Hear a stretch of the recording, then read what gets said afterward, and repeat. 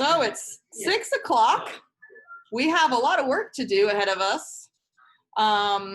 So I just sent everyone a message in the chat box. Everyone is muted right now. Welcome to Zoom if it's your first time. Isn't this kind of cool? There's the chat box there. And hey guys, we're starting. Woo!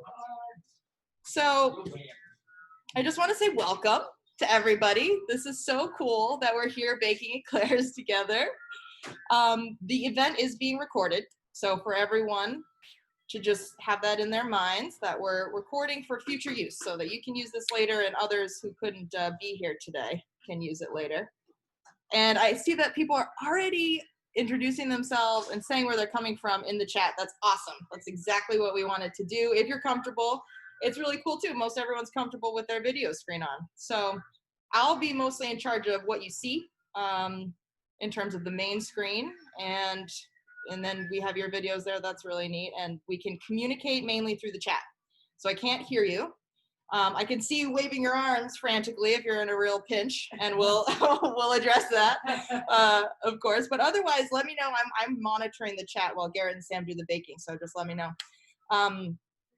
So to start off, we scheduled this event on this day in particular. Well, actually tomorrow is the fall equinox, I believe at 9:30 a.m. And it's just a really powerful time for us in the Northern Hemisphere, and us specifically in the Northeast. It's a powerful time of change and transformation. And we thought this was a really great opportunity to kind of dig into this theme. And so our dear board member, among many other things, Tara Mahady, has prepared an opening equinox ceremony for us. So I am going to pass the torch on to Tara so that she can lead us and help ground us in this moment.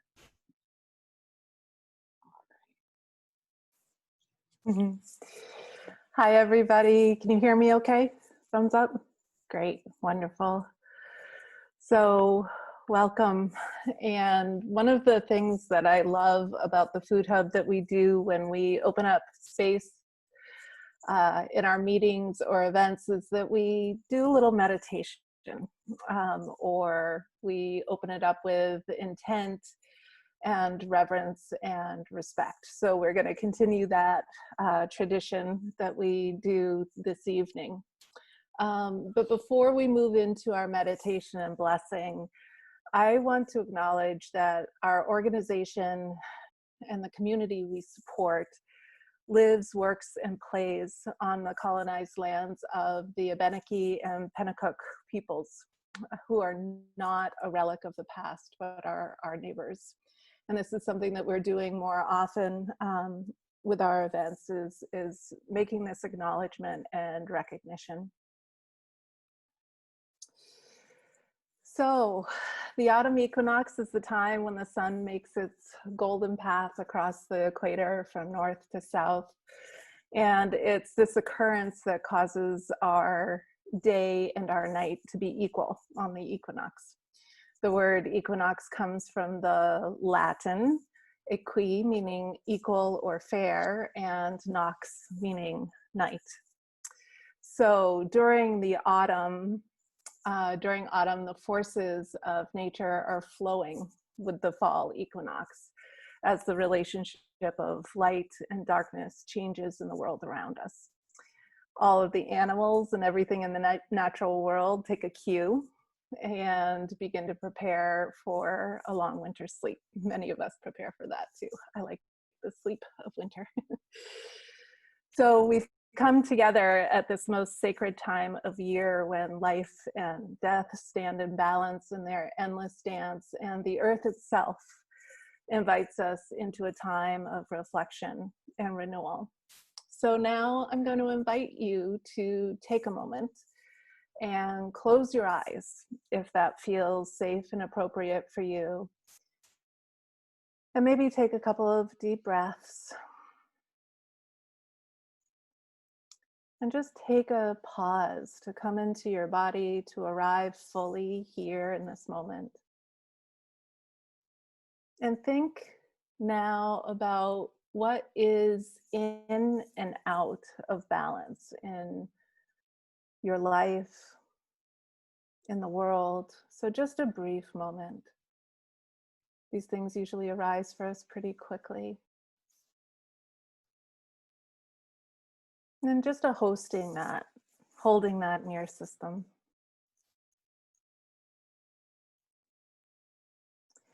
The fall equinox is also a time of bounty and belonging.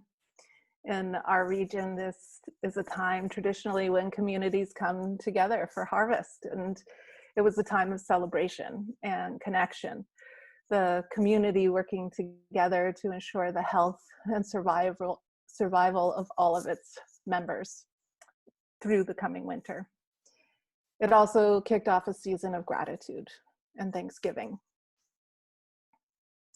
Belonging is one of the most foundational of human needs. And in these times of COVID, many of us are feeling disconnected and isolated, yet we're a resilient species. And here we are coming together as best we can.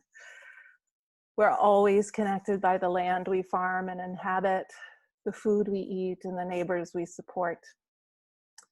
So let us take a moment to bring into awareness all of our community, whether near or far. May we call them into this space for blessing and support.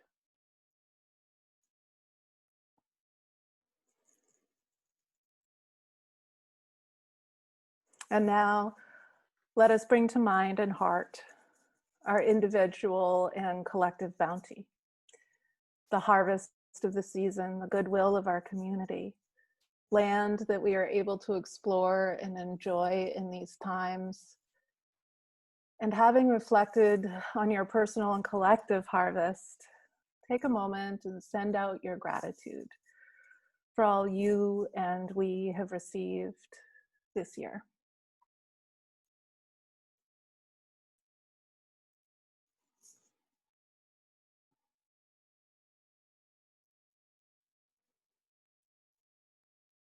And now, a blessing. Spirit of the universe, you guide our way. May the light and dark of this day inspire balance in our community and in our lives. May the bounty of this harvest time feed us and all who are hungry. May the spirit of wisdom arising from the coming dark season inform our thoughts, our words, and our actions. And may the strength and resiliency of the earth support and nurture our own. Spirit of the universe, bless all within our community without exception. Bless those who dare to help our community grow and flourish. And bless the land, which so selflessly tries to sustain us. May we all be blessed with balance, bounty, and belonging. So be it, so be it, so be it. Thank you, and let's make éclairs. Thank you, Tara. Wow. Wonderful. Thank you so much, Tara. Tara is one of the board members that joined the Kearsarge Food Hub team, and really has allowed us to grow and flourish. And this event, in fact, is one of our collaborative kind of brainchilds of how can we fundraise during this year when we can't gather and we had to cancel our events. And more than that, though, how can we gather as a community and feel connected? So I'm looking into kitchens right now. We're in a kitchen right now. It's just an incredible thing that we're able to do this. And we have a lot of work ahead of us. So I'm not going to talk too much right now. But I did, and I have a lot of people to thank for this event, and we will get to that. I did want to shoot it over to our lead sponsor, the Kearsarge Area Chamber of Commerce, so generously sponsored what was going to be a tour that we were going to take throughout our community and our towns. Of course, that didn't happen. So Dan Watts of the Kearsarge Area Chamber of Commerce is here to tell us a little bit about their work. So I'm going to take it over to Dan. All right, thank you very much. So, as you said, my name is Dan Watts, and I'm the president all rights, of the Kearsarge Area Chamber of Commerce. Uh, we're very happy to sponsor the Kearsarge Food Hub and the community efforts that they do. We've supported them for quite a while now and hope to continue to do so. Uh, the chamber itself, we represent the towns around Mount Kearsarge.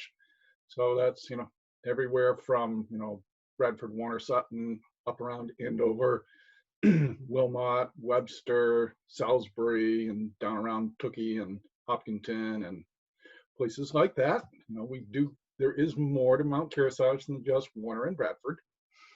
So as an area chamber, we like to remind people there's more. Go north of the mountain, see new stuff. Our chamber is growing. We're currently at 174 members. 174th just joined yesterday. COVID has been a challenge for our members, as it has been with everybody. And one of the things we did was we extended our memberships for everybody in the chamber by 6 months.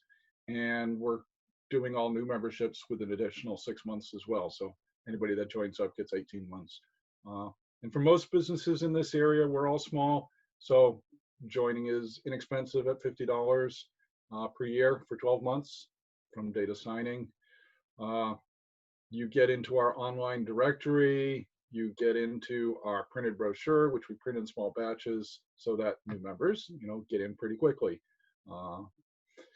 We also have a monthly email flash where we send out a listing of events for the communities around the mountain. And mid-month, we send out an updated list, which also is focused on 6 to 10 of our members to highlight them and let people know about them. And we are an all volunteer team. There's nobody paid at the Kearsarge Chamber. We do a lot with our volunteers, and as much as COVID has taught people how to do things remotely, we've been doing that for a long time, because trying to get anyone in this area to meet at the same time on the same day in any location is really hard. So we do all our board meetings virtually. So anybody wants to join, love to have you. So that's it. I'll wrap it up, keep it short. So Onto the éclairs. on to the éclairs. Yeah. Yay. Thank you, Dan and Mary. It's just so great to have your support, all volunteer run organization that just cares about promoting other people in the area. There's so much wonderful stuff happening in our area, including Warner Public Market and Kearsarge Gore Farm. Have you guys heard of that? Pretty sweet. We're so lucky that tonight we have Sam Bauer of the Kearsarge Gore Farm and Warner Public Market baking these éclairs with you. There he is. Hello.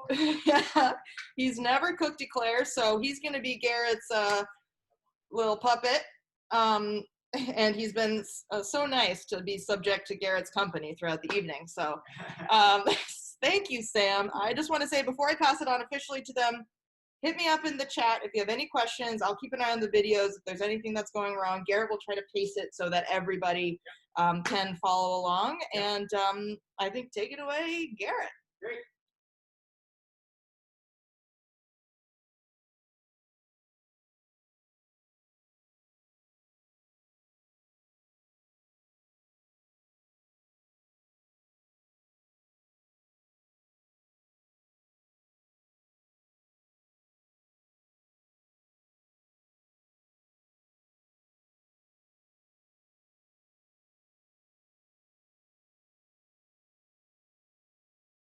Unmute. Oh. Now I got it. Now, but turn your volume down. Okay, now everybody should hear me. Unmute. I'm unmuted. Brilliant. All good? I'm seeing, what am I seeing? Is this yes? Yes. I can. All right, Garrett, sing a song or something. All right. Sing a song. All right. Well, welcome to our first online class of baking éclairs. It's a really, really fun baking project. I imagine some of you maybe have tried your hands at this, but I'm assuming also that most of you have never done this. What? I should just be talking to that right now? Okay. Can we hear you? Okay.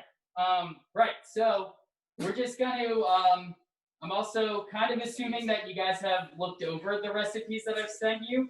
I'm going to go through everything, but instead of just like going through step by step the whole thing first, I think because it's broken up into 3 very distinct processes that are all going to have to be done simultaneously, we are going to just jump right into the first process, and then I'll explain that as we go, and then we'll just have to just kind of roll with it as we go. Otherwise, I think we'll get too bogged down if we try to separate them into different pieces. But I'll talk about the 3 pieces really quick. We are making choux paste or choux pastry when it's all baked. That is going to be the shell of the eclair. We're going to make pastry cream, which is going to be the tastiness inside of the eclair. And then we're going to make a simple chocolate ganache at the end that will dip the eclairs in, and that will be the final presentation. So it's 3 very specific things, and they all have multiple steps, but we're gonna start with the choux paste first, and because that's gonna take the longest. Can you talk about the piping bags just real quick so that Right. people Sorry. Ziploc Yes. bag. Yes. Okay, so Hannah just reminded me that we missed something on the, for the people who did not order kits. So it is best to pipe this pastry with a piping bag. And I sent those out if you ordered one. But if you didn't order one, a large Ziploc bag will work really, really well, just like this one. It could be slightly smaller, but you want it to be relatively large. You're gonna put it all into one corner, and then we'll snip off the bottom. But so if you don't have a Ziploc, that's okay too. You can just like plop the paste onto a sheet pan, and it will kind of bake more like a cream puff, but it will work just the same. So the pastry bag really is there to make it super easy and to have a really consistent looking eclair. But with that one, it's no big deal. You can do it.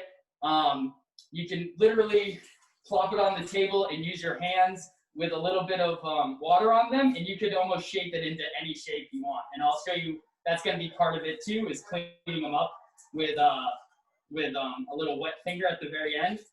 Tip I learned from the Great British Baking Show, which a few things I have learned, a few tips about choux pastry I've learned just from that show, which is really easy, really fun to watch. If you really want to get into baking, I highly suggest watching the Great British Baking Show, and the master classes especially, because they really help improve your baking immensely. So if you are missing a pastry bag, or you have questions about the pastry bag or a Ziploc bag, send those to Hannah, and I will address that later. You don't need it this second, but you will need it in about 30 minutes or so. Yes, and so if, let me have one of these. You can keep the other one. Oh, you can keep Sam, you're doing great. So this is Sam again. He hasn't said a thing, so that's great. That's how we're gonna Quick try. question. Yes. The eggs in my class box are pretty small. The recipe calls for large eggs. Should I use 5 instead of 4? That's exactly what we're gonna do here. Okay. And I'm also gonna talk to you that's probably the most important step in the paste. So we're gonna really go over that extremely well. I'm gonna tell you what you should be looking at, the consistency. We even got some tests with the mixer and a spatula. So if you have a mixer at home, I'll show you how to use that to tell if it's ready. And if you're using if you're mixing it by hand at home, there'll be some visual cues of what the choux should look like with the egg. So once we get to the egg step, it's very important not to add all the eggs at once. And I'll say that again as we go along. Thank you for bringing that up at the beginning. It's the beginning of fall, and the chickens are all laying less eggs. So at Sweet Beet, we had a lot less eggs than we thought we were going to have. So I called all our farmers and asked them to send us medium-sized eggs. What this does is also going to show us just the importance of the eggs in this recipe. So, but real quick, you should preheat your oven if you haven't yet. It's about 425. If you have convection, I would turn that down a little bit. Or if you just know your oven to be a little hot, maybe just start at 400. That's what I'm gonna do because my oven's really hot and very loud. So hopefully it's not too loud. I think you have the phone in your pocket might be the trick. Yes. Is this what's picking up me right now? Yeah. Okay. So, and it's this way. So, no, it's not too loud at all anyways. Yeah. The fan's on low. Okay. I want to hear you nice and clear. Yes. Okay, so part one, Sam is gonna do this. And actually, Hannah, he's got this. So we are going to, no, that's the wrong one. Yeah, see? So if you have your instructions out, you don't need them because I'm gonna walk you through everything. You're gonna take 1 cup of water. Oh, am I going to start at the top of the list? Does everybody have this same exact thing that I'm looking at? Nope. They Nope. have- Ah, mine is very nice. I got it all here, and it's like Yep. step 1, step 2, step 3. It should be similar. Similar. I made it into something like our own little packet. So Sam's gonna weigh everything out. If you have to use volume measurements, that's totally fine. But it's gonna be 1 cup or 227 grams of water. It seems like, Garrett, like the weighing process of this, Garrett's been in here like weighing these eggs like one at a time and like weighing all sorts of little things. And so So It's other easy. people are using cups, right? That's totally fine. And if you just want to take 1 cup of water, that's totally fine. Don't worry, Sam. 227 then. Oh, yeah, I'm 227. over. You're right. I'm over. You can't do that. And then you're gonna take your butter as well after you get your water and the salt. So Sam, I'll help you with the salt. Taste it, but the sound is better when it's in your pocket. I was just told. Thank you. And you, I can do this. okay. This is just step 1. Look, it's so sensitive, man. Watch. I can't believe it. Oh, nice. Okay, 227. The master. Okay, so, and then you're gonna take 113 grams of butter, So Sam. what do I do with this? Just leave it. Just leave it. Yep, and if yep, so that's I tear it. 8 tablespoons of butter I can put the butter in right into the water. Just Okay. take this piece first. this piece first. Yep. I wash my hands. Yep, and then now you can cut off. So if you're not weighing, it's 8 tablespoons of butter. That's 1 whole stick. Oops. For those at home who are counting, that's 1 stick of butter. There you go. Thank you for doing that. Exactly. Yep. what I was thinking. Yep. So if you're weighing, it's 113, or if you got all of your stuff from us, then it's already done. I'm gonna help Sam out by putting 3/8 of a teaspoon of salt in here as well. Don't worry, that it shouldn't mess with your stuff that much. Oh, that's awesome. So once you have, you go a little over, go to 115. So once you have your salt, butter, and water all mixed together, take that over to the stove, and you can put that on to medium-high heat. You want this to boil, and you want all the butter to melt. Don't boil it for so long, so keep an eye on it. Unlike us, who we're gonna have our back to this. So, Garrett, you nailed these first 3 steps already. Yes. 1 cup of water, 227 grams. Done. Yep. 8 tablespoons unsalted butter. Yes. I don't get why it's unsalted if you add salt later. Though. It's just how we do it in the bakery. It's a lot easier that way than having to deal with however much salt is in here. Okay. Okay. Anyway, we got So- the first 3 things. Yep. done here. So now we're gonna take 1.25 cups of all-purpose flour, or if you're weighing it out, 149 grams of flour. We use King Arthur here, but any unbleached white flour will do. You can use pastry flour. Please do not use whole wheat flour. It will not work as well. Really use white flour. Look at Well, that, yo. Perfect. so Sam's. Watching this? Nope. No, let that go. We want that to be at a rolling boil. Rollable. We want all that butter to melt. We want that to be smooth. So again, if you had everything all ready for you, then you're just like hanging out, just relaxing at this point, because Sam takes forever doing this. This thing's crazy. Okay, so Make Okay. sure. So, So- I got my 149 grams Yep. of flour. Now we're just waiting for this to come to a little bit of a boil. Unsalted equals you can control the amount of salt in the recipe. Thank you, Eileen. Thank Yes, you. exactly. Thank you. So when Eileen. when you use salted butter, there's an unknown amount of salt in whatever you're using. So in baking, typically we always use unsalted butter so that you have a baseline of no salt and you can control exactly how much goes into the recipe. Sam, this is almost at a roll. We got a few more.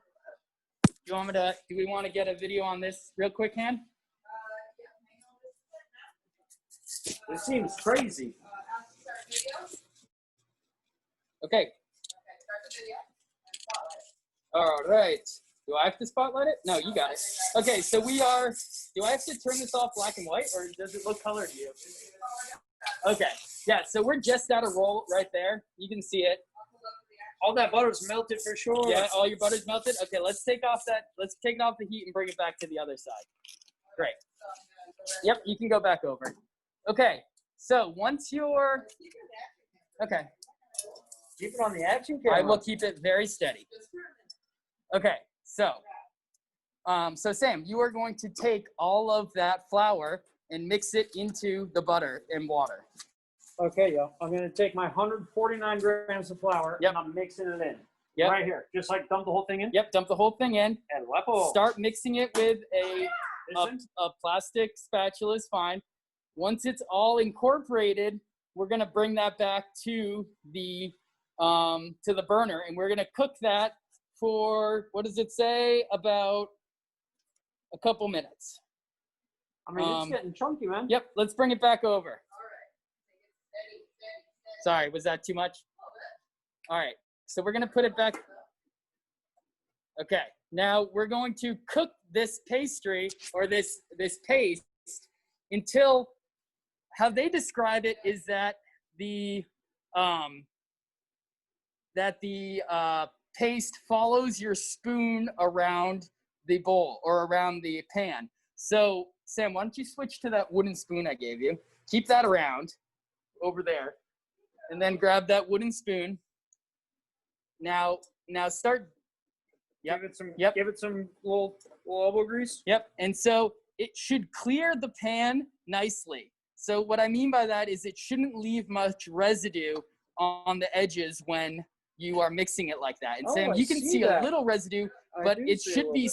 smoothing out. It should be smoothing out really nicely, and it will follow your spoon around the pan. That's the most important part here. We don't want to cook this forever. So we're talking, look how it look at that. You see just how it did that? It was very smooth. I'm going to go really close. Look real at that. smooth. Very smooth. That's done. So that's done. You don't need any more cooking than that. She looks beautiful. So Sam, we're going to come back from there. I'm going to go really slow with this turn because, okay, now we're going to transfer that mixture into a bowl. Sorry, if you are using a mixer, you can transfer it right into your mixer right now. Thank you. Sam, what do you want to do? Sam's going to do it by hand. Sam's going to do it by hand. We are assuming that some of you guys do not have mixers. If you have a mixer, put your paddle on and put it in here and just turn it on for a couple minutes or a minute and cool it down. Sam, just mix that around for a little bit, and you're gonna kind of, this paste needs to cool down. Cool off. The next part is adding the eggs. Adding the eggs. Are you okay, Han? Yeah, I'm good. Everything I good? just wanted to report that Eileen also said, great job. That's the hardest part. So really Yes. good job. Yep, you did great. So nice. Sam's, It's just time for me. yeah. So we're gonna cool this down because we don't want to cook the eggs when we incorporate them. So if you have a thermometer at home, if you have a thermometer at home, this needs to be below 125 degrees. I think the finger test works really well here because it's gonna be too hot. You can really tell. No, if you can hold your finger in there for like a few seconds Ouch. and it doesn't burn, that means it's ready. But we're gonna let this. Sam, you can chill for a little bit. How's everybody else doing at home? Are we all in a good place? Everybody's good. We got some thumbs up. We got people busy in the kitchen. Good. Other people who had to weigh it out and stuff. Yep. Right So along with you. I got a good. Yep. All right, we got some good buzz. Good. So we're gonna let this cool for a little bit. I'm assuming everybody's is too hot at this point. If you're ahead of us, it might be cool enough. Come on, baby. But we're just going to Weigh some eggs, yo. yeah, well, Sam might as well crack these eggs. We're doing all the egg weighing today. Always. So here, so you can crack. So Sam's gonna crack 5 eggs into here. Nope, crack them. 50. I don't care. To know how much the shell weighs. So that was 56. It's about 10 grams. 10 grams? No, not kidding. I'm No, it's 5 struggling grams. here. Yeah. Now, I heard But that leave this this. was a like fancy chef technique to crack the egg on the flat surface. Sure, or you can use the edge of the table. I heard the flat surface was cool. So we're gonna shoot for 240 grams of egg. So regardless, again, if you can scale this at home, I would go ahead and scale this. Are you using 5 eggs because they're small? Yes, if you have small eggs, please use 5. If you have large eggs, or if you have medium eggs, use 5. If you have, You said everyone with a dozen eggs, right? yes, So and they were medium. If you got some in this green container, start with the brown eggs. See, if you have eggs like this, mine came like this with half brown and half white. The brown eggs are medium. These are all, I think, even extra large. They're a little big. So instead of using the extra large, use 5 of the medium sized ones. I know this is really confusing, but we're going to talk about it once we incorporate all of this together as well. So Laura said 5 were perfect, the ones from Sweet Bee. yes, I think 5 is perfect. And I actually made this today and I used all 5 eggs and it was just right. This is my 5th egg. Yep, and you're at 243. So that's perfect. I said 240. 240? Should I take some nope, out? nope. We'll save this. Okay. So he's got 5 eggs. Can you hear? How's our? That's almost good, but we're gonna let that go. That's still gonna cook an egg just a little bit. Yep, we're gonna let that go. Okay. So Look at me, man. I like to check off my Yep. pen there. Sam I like has to check my things off. Sam's checking things off. Is 251 grams too much? Nope, 250 is fine, but you Chickens are overachieving. yes. Yeah. So again, once we get to the part where we add the eggs, we are going to do it very slowly, and you're going to add it 1 egg at a time. When you get to the last egg, you should scramble that egg and maybe put in half at first, and then we're going to keep mixing and incorporating that last egg very slowly. So regardless of how many eggs you have, that last egg, we're going to break up into multiple steps. Okay. And how many grams total is there? 240 grams. 240 grams. Emily's got 251. That's Yep, good. 250 is okay. It might be, again, you might just not put in, don't worry about trying to take 10 grams out right now. We will just not add everything. Sam, stop fidgeting. Okay, so.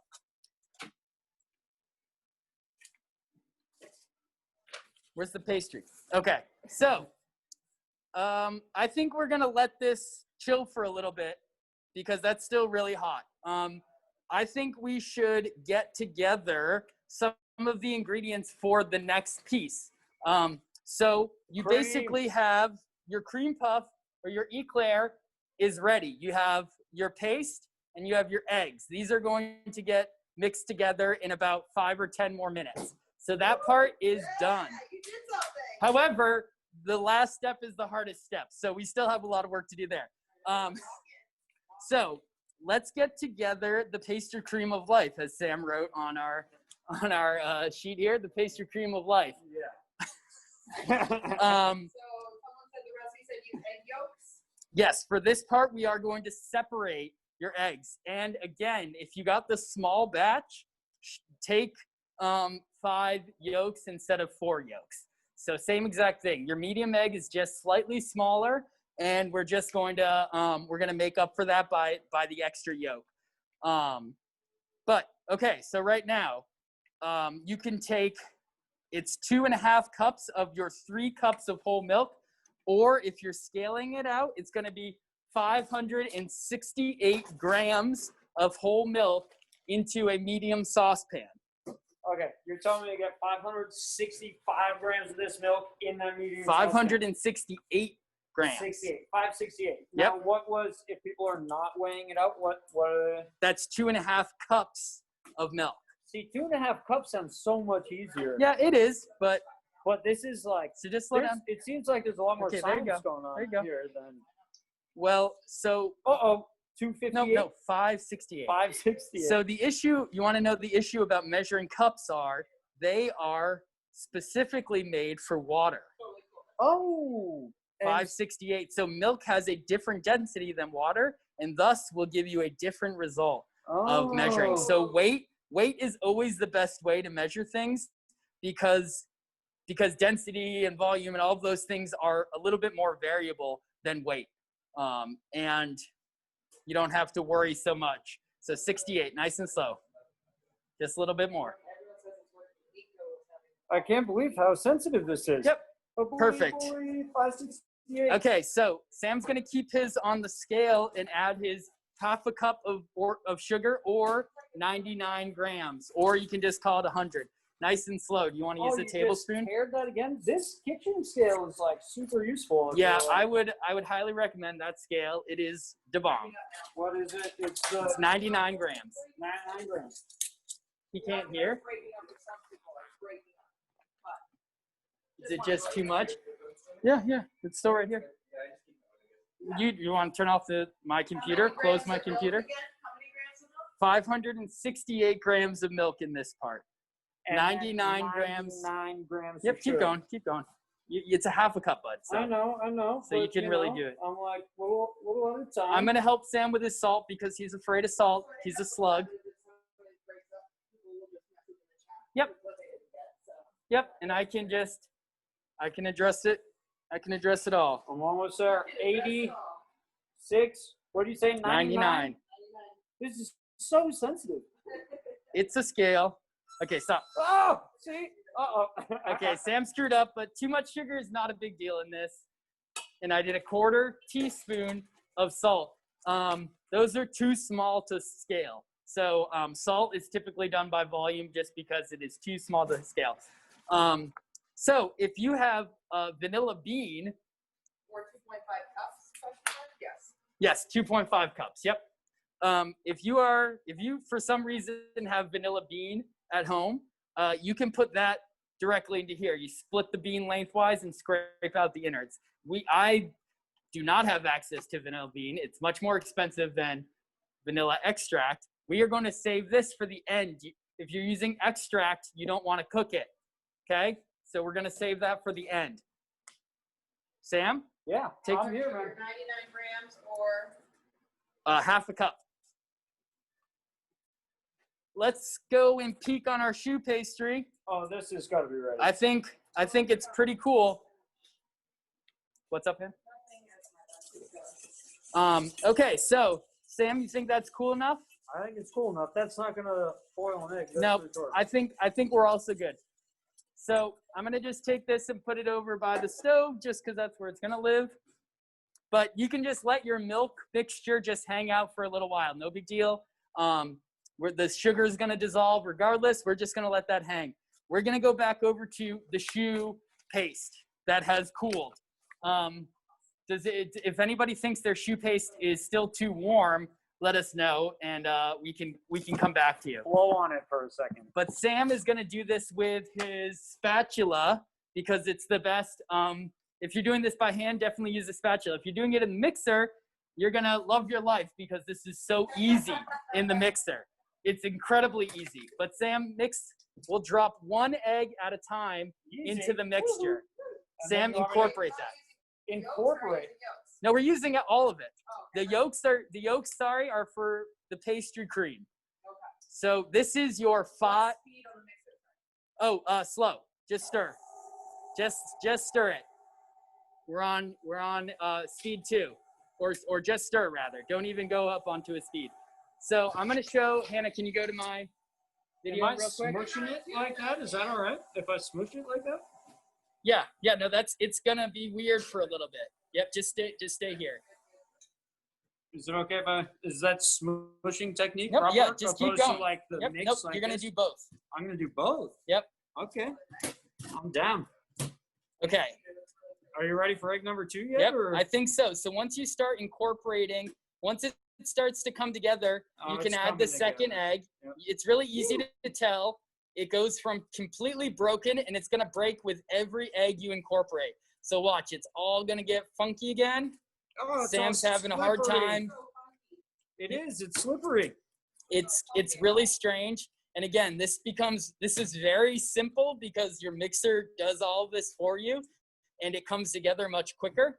But I don't know. I'm going pretty quick. I feel like. how's your arm feeling? Is it getting tired yet? Oh man, I farm all day. This is nothing yet. This is easy. Yeah. This is nothing yet. But okay, no, for real, it's getting harder. Okay, yeah, it does start to. Lefty. Yep. If your right arm gets tired, switch to the left. I think today when I was doing it, my second egg was where I got the tiredest. Oh, Okay. And then you kind of come back around. Yep. So Sam's got, I think, Oh, 2 eggs incorporated well, so we're gonna add number 3. If you're only using 4 eggs, if you have eggs at home and you're on egg 3 of 4, just relax for the moment. Yeah. Okay? You Please told me do not add your 4th egg yet. the last thing. Don't add your last egg yet. Oh. I would suggest taking a Chill pill. Yep, or taking your spoon and just mashing that egg up. Just the In the cold, I hole? think. Nope, Like- in your egg container. Right. And then see, look, this is really broken. Oh, sorry, yep, Hannah? No, it's good. Yeah, I'm watching it. It looks broken. It's on. It does, it looks very broken right now. And It's the next like- egg, I'm just gonna add your next egg, Sam, because rather than making you work twice as hard, Okay. because it's just gonna happen again. Oh. So, And so I gotta incorporate all that, and so that it becomes unbroken. I gotta. You don't like it looking all broken like that, is what you're saying. I'm pretty sure the salt provided was for the, let's see. I think it was mixed with the, Yeah, wasn't one of them mixed with the flour? Yeah, you use salt twice. oh, You yep, mix one, I think we put that in with the flour. and then you put a It little should bit have of. said, if there was salt in the container, it would have said it on it. No, And it would say shoe, salt, and flour together. Yes. Because the salt, no, it was for this. Yep, see, Yeah. that looks great. So can you say that again? Okay, the salt, Christina's giving a thumbs up. yeah, the salt provided, I think, was in its own container, was for the shoe. Okay. Yes. So was there salt for another part? The quarter teaspoon of salt was mixed in with the half a cup of sugar that we just put into the milk. So the sugar and salt should be labeled together, and it will say pastry cream on it. So look at Sam's. Oh, sorry. Does that make sense, Lauren? This is looking, yep, she got it. Okay, so this is looking really close. I'm gonna do something now for Sam that if you're doing this by hand, this is kind of the test you're looking at. Now, you see it pull out of here. It's very sticky still. It doesn't really droop. It's supposed to make a very distinct V. I think I see a V, but it's not really dropping. Sam, you know this technique with syrup? With the sugar pan. With the sugar, it's very similar to that, actually. Oops, sorry. Yep. Right. So I'm dropping this in, and that's very close. Wait, you want me to Let keep me mixing? see. Actually, here, can you hold it and point it out there? Hold this. Yeah. Hold the.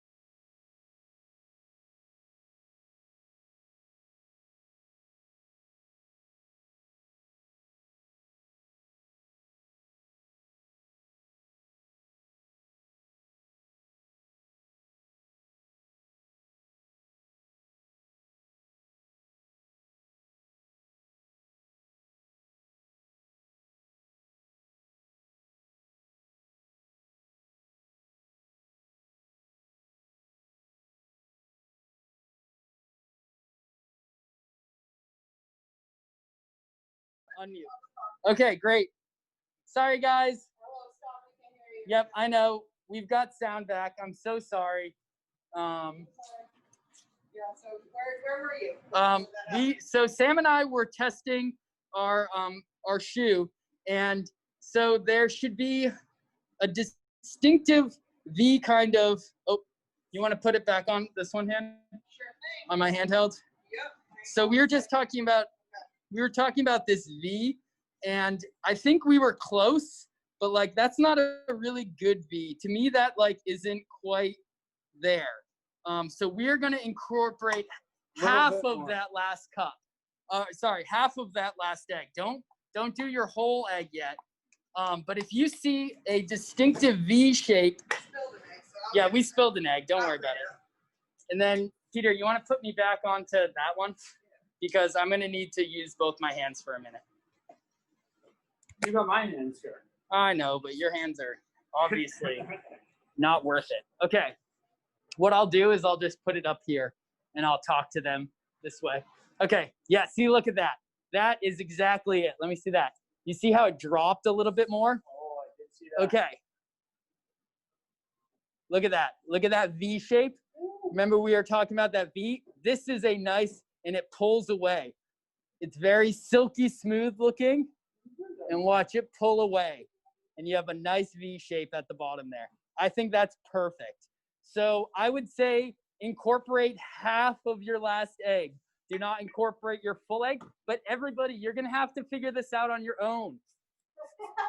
Honestly, this is what's awesome about pastry. It makes it really hard, but it's what makes it really an art.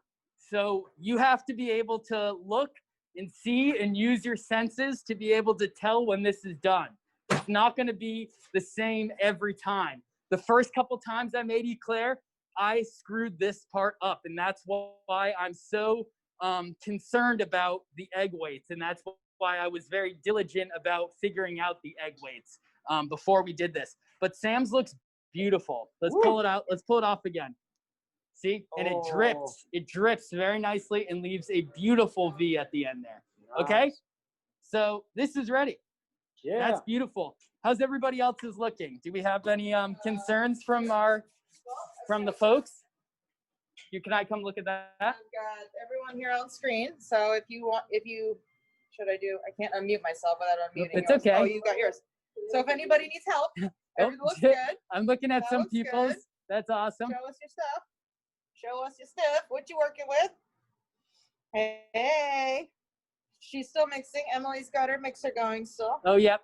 So the description in the mixer was as you pulled your the paddle up, it would be like a little tongue flips. But you can also just stick your spatula in and try and make that V shape.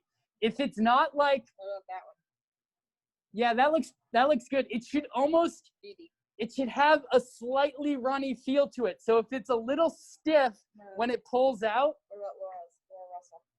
She's just showing you. Yeah, that looks pretty good, Laura. Maybe it's a little, yeah, that looks good, Laura. Yeah. Everybody's looks, I mean, I don't. Tara and Vic. Yep, that's good. If it's too, yep, it needs to hold its shape slightly, but remember you're gonna pipe this. Everybody's looks pretty good though. I think everybody's looking good. I didn't see anybody's there that was too wet. So this is why we go slow. If you go too fast, if you add too much liquid, it's really hard to come back from this. I should have said that at the beginning. No, I'm kidding. No, you guys are all doing really good. All of those looked awesome. I'm really impressed with you all. This part is really tricky. Like I said, this is where I really screwed up the first couple of times I made this. So you guys are doing so awesome. Oh, whoops, they can't see us. They can only see Sam. That's fine. They're listening. Okay. So we're gonna pipe this because we got to get these in the oven, because if we don't, we're gonna be so behind. So there's some tricks to. Or do you have a better? Let's use the bag. It will just be. How we doing on time? Okay. Yeah. Right. Silly heads. And Yeah. now we're at 6:50. Okay. So there are a few tricks to filling a pastry bag or a Ziploc bag. The biggest one is find a quart container. You can use a plastic quart. You can use a glass quart. Either way, it doesn't really matter. A mason jar works perfect though. So if you got a kit, you'll have a nice big pastry bag. If you're at home and you have a Ziploc, that's fine as well. It's doing the same exact thing. With your Ziploc, just choose one quarter. Yeah, it's not so bad. One corner and place it in the base. And then you're going to take the top and fold it over the outside of it. I'm going to show you that up close. Great job, Garrett. Right? So take the excess, and then you can shove your hand in there and make some space for the actual pastry to go. But make sure you leave enough so this is folded over. This way, you can make a mess right here, and that's all going to stay inside of the bag. I'll make a mess. Right? So that works. There you go. Yeah, so this is a really nice trick for filling a pastry bag. This works with everything. Don't cut your tip yet. Put your tip in without cutting it, and we'll do that on the other side. Sam, why don't you start filling that bad boy up? Just put this up in here. Yep, put all of it in there. Yep. I think that's right in of itself is worth the price. Here's another fun thing we're gonna do. If you want, you can take a piece of parchment paper and draw yourself a little mold for your eclairs. So I do this because I'm so bad at actually, doing just guesstimating lengths. So if you give yourself a little drawing board, you can figure it out beforehand. So if you draw on one side, don't bake on that side, bake on the other side, right? So draw on one side. What? Sure, yep, 5 inches. 4 to 5 inches is fine. So Sam's just about done filling his. The last secret we also are going to talk about is another Mary Berry secret, another secret from the British Bake Off, which is using a little bit of your paste to paste down your parchment paper. So if you can see in my corners here, I put a small bit of that pastry cream before I piped any of them. Yeah, you can use your dirty spatula, and you'll put a small bit, here I'll do it just because I need to remember which side is which.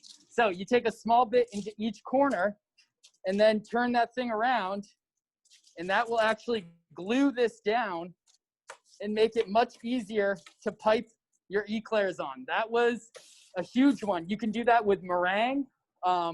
Your egg whites really, really work well with that, but this will keep it, because the paste is so sticky.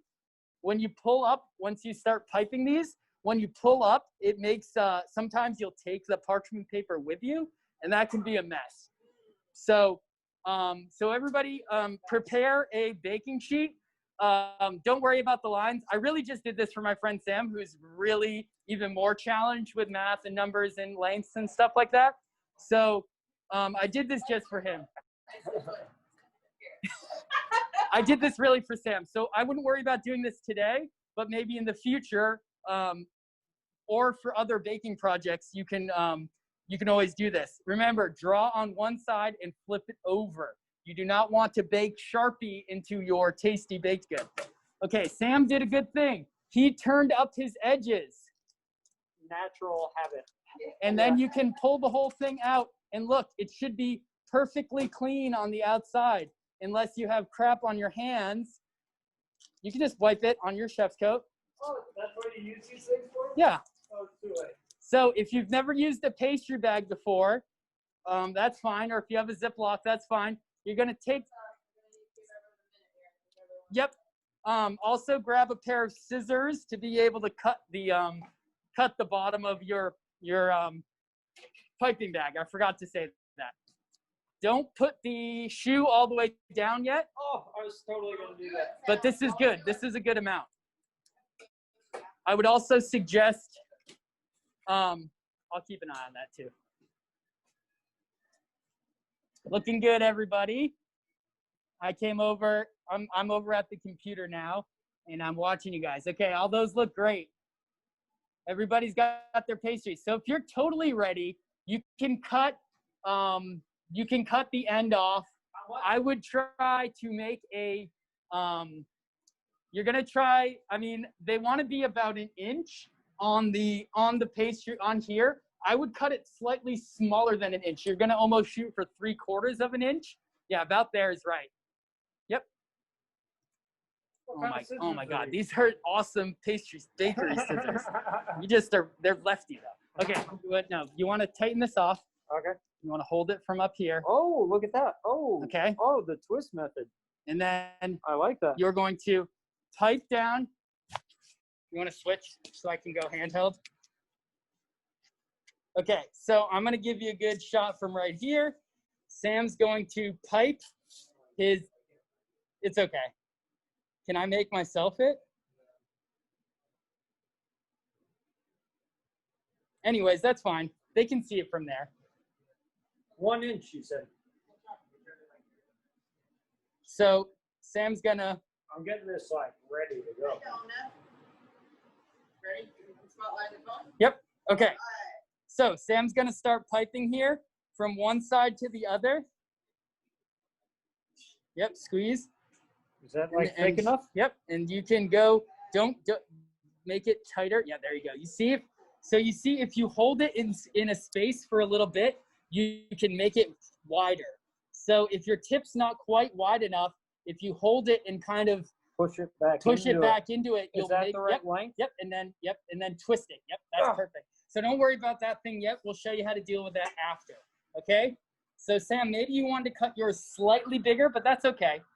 Because I got the little like push blob. Yep, but that ensures that you're gonna have a nice even pastry. Maybe not giving it too many ridges like that, because that kind of looks silly, but that's okay. So this paste is very it's not gonna look anything like this. That. Look at that, no ridges. That looks good though. Yeah, that looks really good, Sam. So you can see if you if you hang out a little bit, you can widen it. So it's okay if you didn't quite cut it an inch wide, because you can, just by squeezing and holding it there for a little bit longer, you can make it wider. So Sam's getting his perfect, except he's taking like an hour on each one. Well, I want to get it perfect, but I don't know. People at varying degrees of being ready for this. Yep. So there's some people filling their bags. Yep, that's Some people perfect. are trying it, so don't worry. So Let everyone know there will be a time. Okay, now see this. I see danger. Yep. I see danger here. Like Yep. I could knock that full pan onto the ground. And you So- would, too. You would, knowing him. So this part is really fun. This is so fun. Sam's really enjoying it. Using a pastry bag. Sam, have you ever done this? Negative. We're doing 12. But if you wanted to do less, if you wanted to make them longer and bigger, that's fine.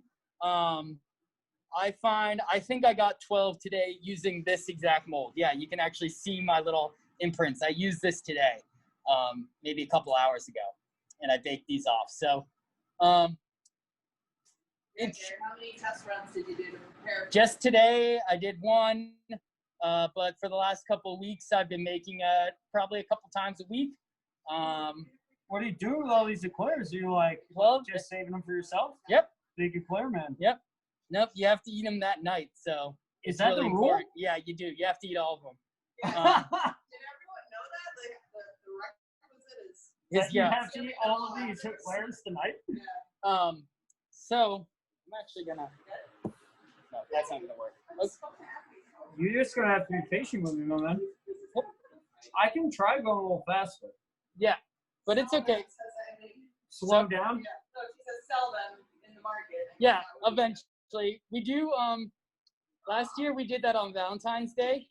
We might do that again. So I'm gonna show you real quick, just for fun, what you should do with your pointy tips. So you can't see what I'm doing behind me, but I've just got my hand wet. If your fingers are wet, you can touch this pastry and you can tap your little pointy ends down. and that will make them look better when they bake. So the little bits, if you don't do that, your little pointy ends will kind of stay as you bake. And so you can actually really, with a wet finger, you can really fix these and turn them into anything, really. You can really pipe any shape too. You can pipe very small balls. Those are called profiteroles. Could I write my name? You could write your name. You could do a full circle and do like do different size circles, and you can stack them on top of each other. See, look, I'm fixing Sam's with a wet finger every time. So that if you leave your little tail, they will just bake. Yeah, cream puffs are basically a big circle that you bake, a little bit bigger than the éclairs. I think this recipe, these are large éclairs too. This recipe says you can get anywhere from 20 to 24 éclairs. I always get 12 from this recipe. Look, Sam's gonna have perfect amount. These look great, Sam. I'm sorry that I'm scooching my stuff down. Sam looks really good. Nice. Thanks, Garrett. You look good too, man. Thank you. Hannah? We do sell these. Keep it up. You look great. We had sold these on Valentine's Day. We did not this year, but maybe upcoming in 2021, it will be something that we do. What's really cool, another fact about shoe paste, this can be, yes, Laura, do a second tray for sure. If yours are nice and small and you have extra paste, just keep going and make another round of them. That's totally fine. Shoe paste is freezable. So I could take this tray as is and put it in the freezer right now, and they will bake off just as well. You can also force these into silicone molds and then freeze them in the silicone mold, pop them out, and then bake them as well. So there are some really cool things you can do with shoe. It's a very versatile pastry technique, and it's just a really cool thing. And I think everybody's probably doing really well. If for some reason your shoe is like all over the place and doesn't look like this, we can help you. We can go back. You might have to remake it, but I think everybody's looked good. I think I would have noticed if some people's looked that bad or too far gone. Sam's going back and he's just gently tapping his little tails down. Once your finger dries out, it stops working. Fingers. Yep, switch fingers. And it doesn't have to be perfect. You know, you just don't want a point. A point will definitely stay, and you'll definitely see the point later. Oh, look at All that. right. You want to switch? Yeah, we'll switch it around. So for us, I'm just going to put our extra. So Sam's going to, we're hopping back into this. Here we go, everybody. That's a dozen. Whoa!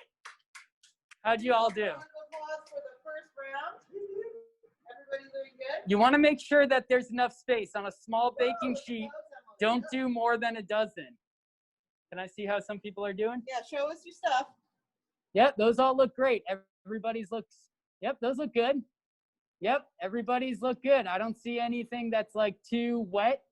You would pretty much know if it was too far gone because they wouldn't be holding their shape. They can fall down a little bit, but if they are really starting to run all over the pan, you might realize that they're not going to bake that well. But, sorry. So the next step, if you've got all your piped and ready, it's a little fast. Yep, Well, that's okay. Give everybody a minute, Yeah. and then we'll put them in. Does Yep. everyone look ready? These can hang. You don't need to put them in. We should all try and put them in at about the same time, I guess. So maybe in like 4 minutes at 7:10, we'll give everyone a few more minutes. Does that sound good, everybody? Or do you a little more time? See some scrambling? Yes, I see some thumbs up. How much space in They all between? look good. Look how close mine are. It's okay if they're close this way. Give them a little bit more, like, yeah, give them at least an inch apart. Your thumbs apart. Yeah, Thumbs up. thumb. Sam's are a little close. They might touch, but that's okay. Because they're gonna puff out pretty seriously. Yeah. See this way? You can see my thumb. So, couple inches. Yeah, I mean, if you want to get them in the oven, that's fine. It's a 425-degree oven for about 15 minutes. This is a 2-part baking process in the sense that you're going to start at one temperature and then you're going to turn it down after the first bake. So we're going to do 15 minutes at 425 degrees, and then it's going to be 25 minutes at 350. I'm almost certain about that. So I think if you do Yes. put it in, then I might jump to, we have a minute, right? When you put it in and everyone's kind of still putting theirs in, Yep. then I could Do you want to hop in? hop in for a Do your thing? for a Yeah. couple words. I'm going to put mine in the oven then. Okay? Yeah. Just so that's fine.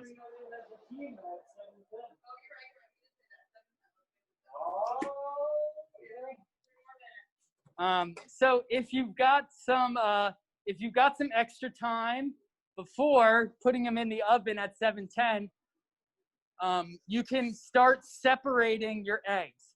That's probably the best thing to do right now is separate your 4 large eggs or 5 medium eggs. What do they look like after 15 minutes? They will, they'll just be puffed up, but they really won't have quite the color you're looking for yet. Please try not to open the oven either for at least that first 15 minutes. You're going to be tempted to, but try not to open it. They're going to be a little bit delicate at that time, and you're going to want to just let them do their puffing. Have faith. Remember, Have faith. yes, remember it's just the egg in the steam here that is going to do all the raising. So you can imagine that they're very delicate. There is no yeast doing any of the leavening here. It's just eggs and steam. So that is an important thing to remember. With a yeasted bread, there's action, there's life happening.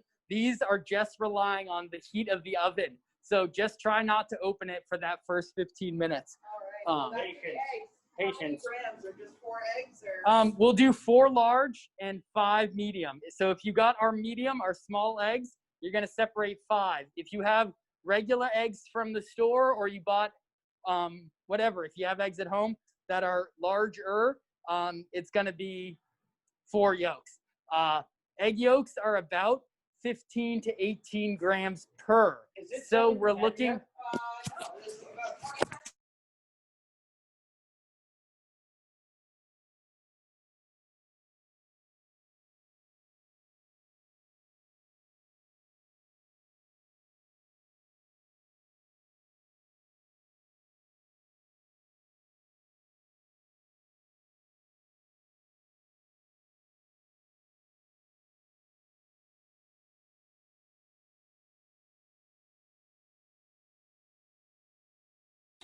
Got it.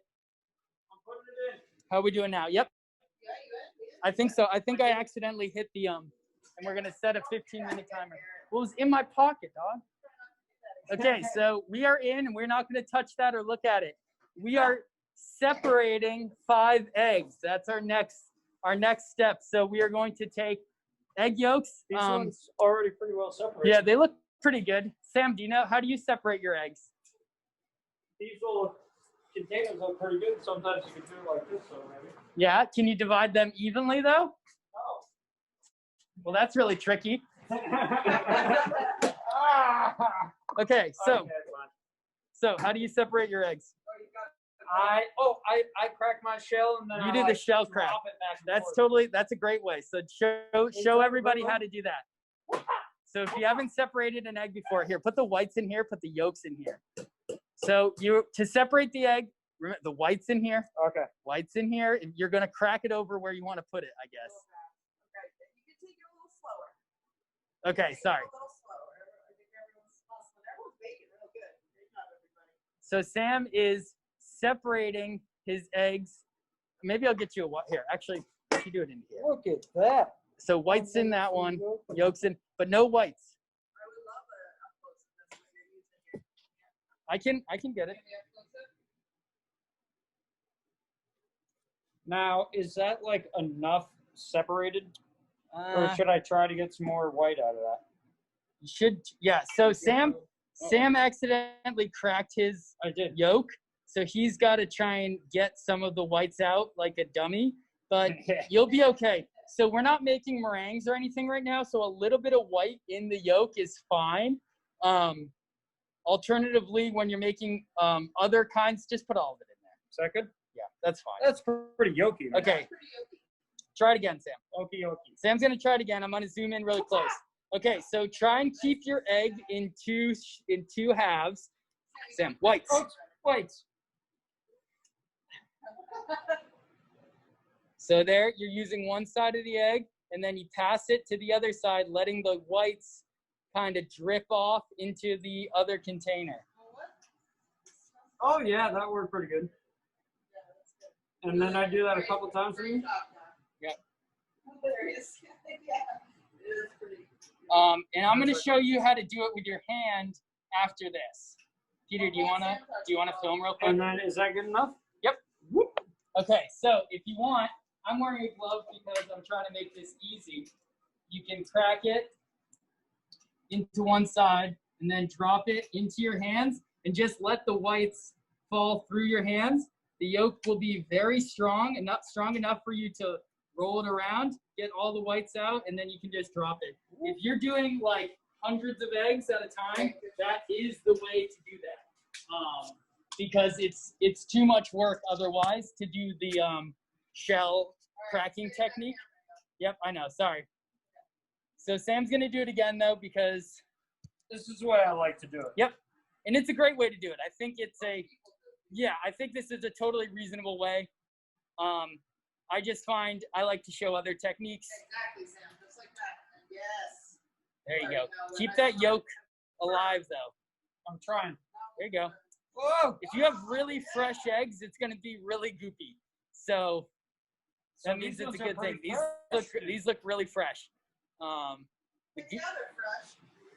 Thank you, Elliot Acres. Thank you, Melon Patch and Elliot Acres for these eggs. So, Good enough? yep, I think so. We're doing 5. If you have large eggs at home, you only need to do 4. If you do 5, it's not a big deal. Extra yolks are just gonna make this more delicious because egg yolks are super tasty.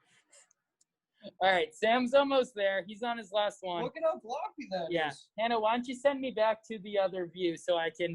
I just want Yep, to. no, you're okay. I just want to see how long I can get it to hang there. I just needed to quote you Whoa. saying extra yolks are just going to make this more delicious. Yep, that's it. Yep, I second that egg yolk comment. There's nothing wrong with extra yolks. The other recipe I had says 115 grams. That's more like 7 or 8 egg yolks. Whoa. You want me to go back to that? Yeah, go back to the other one so I can put this away. Thank you. Okay, great, guys. Looking good.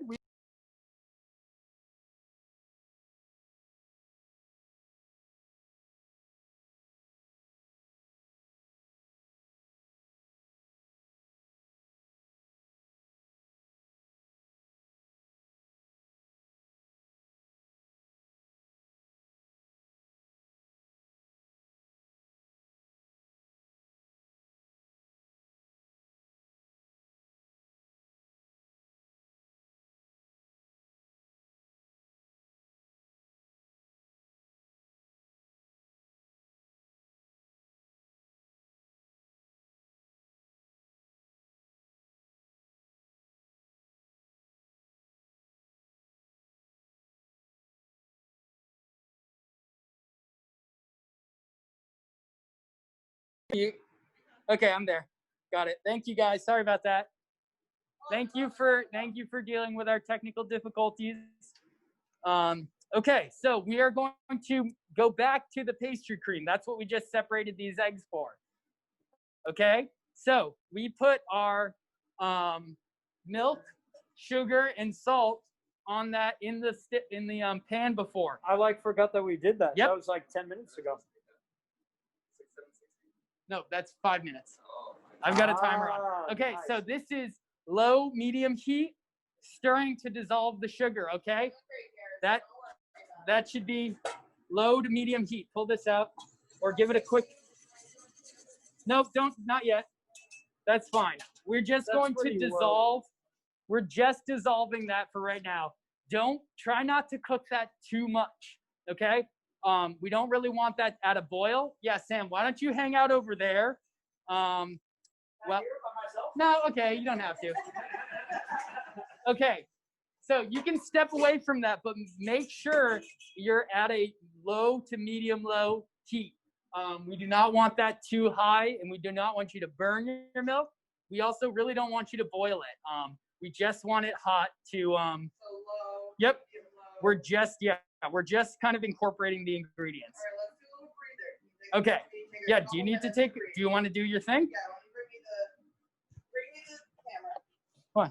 Because I want to use it sound. Okay. So Hannah's going to do a quick thing. Hey, everybody. Sam and I are going to Make sure our milk Yep, doesn't get make hot. sure. Yes, You yes. can't, they can't hear you. They can hear me though. Hey, everybody. So let's let everybody catch up.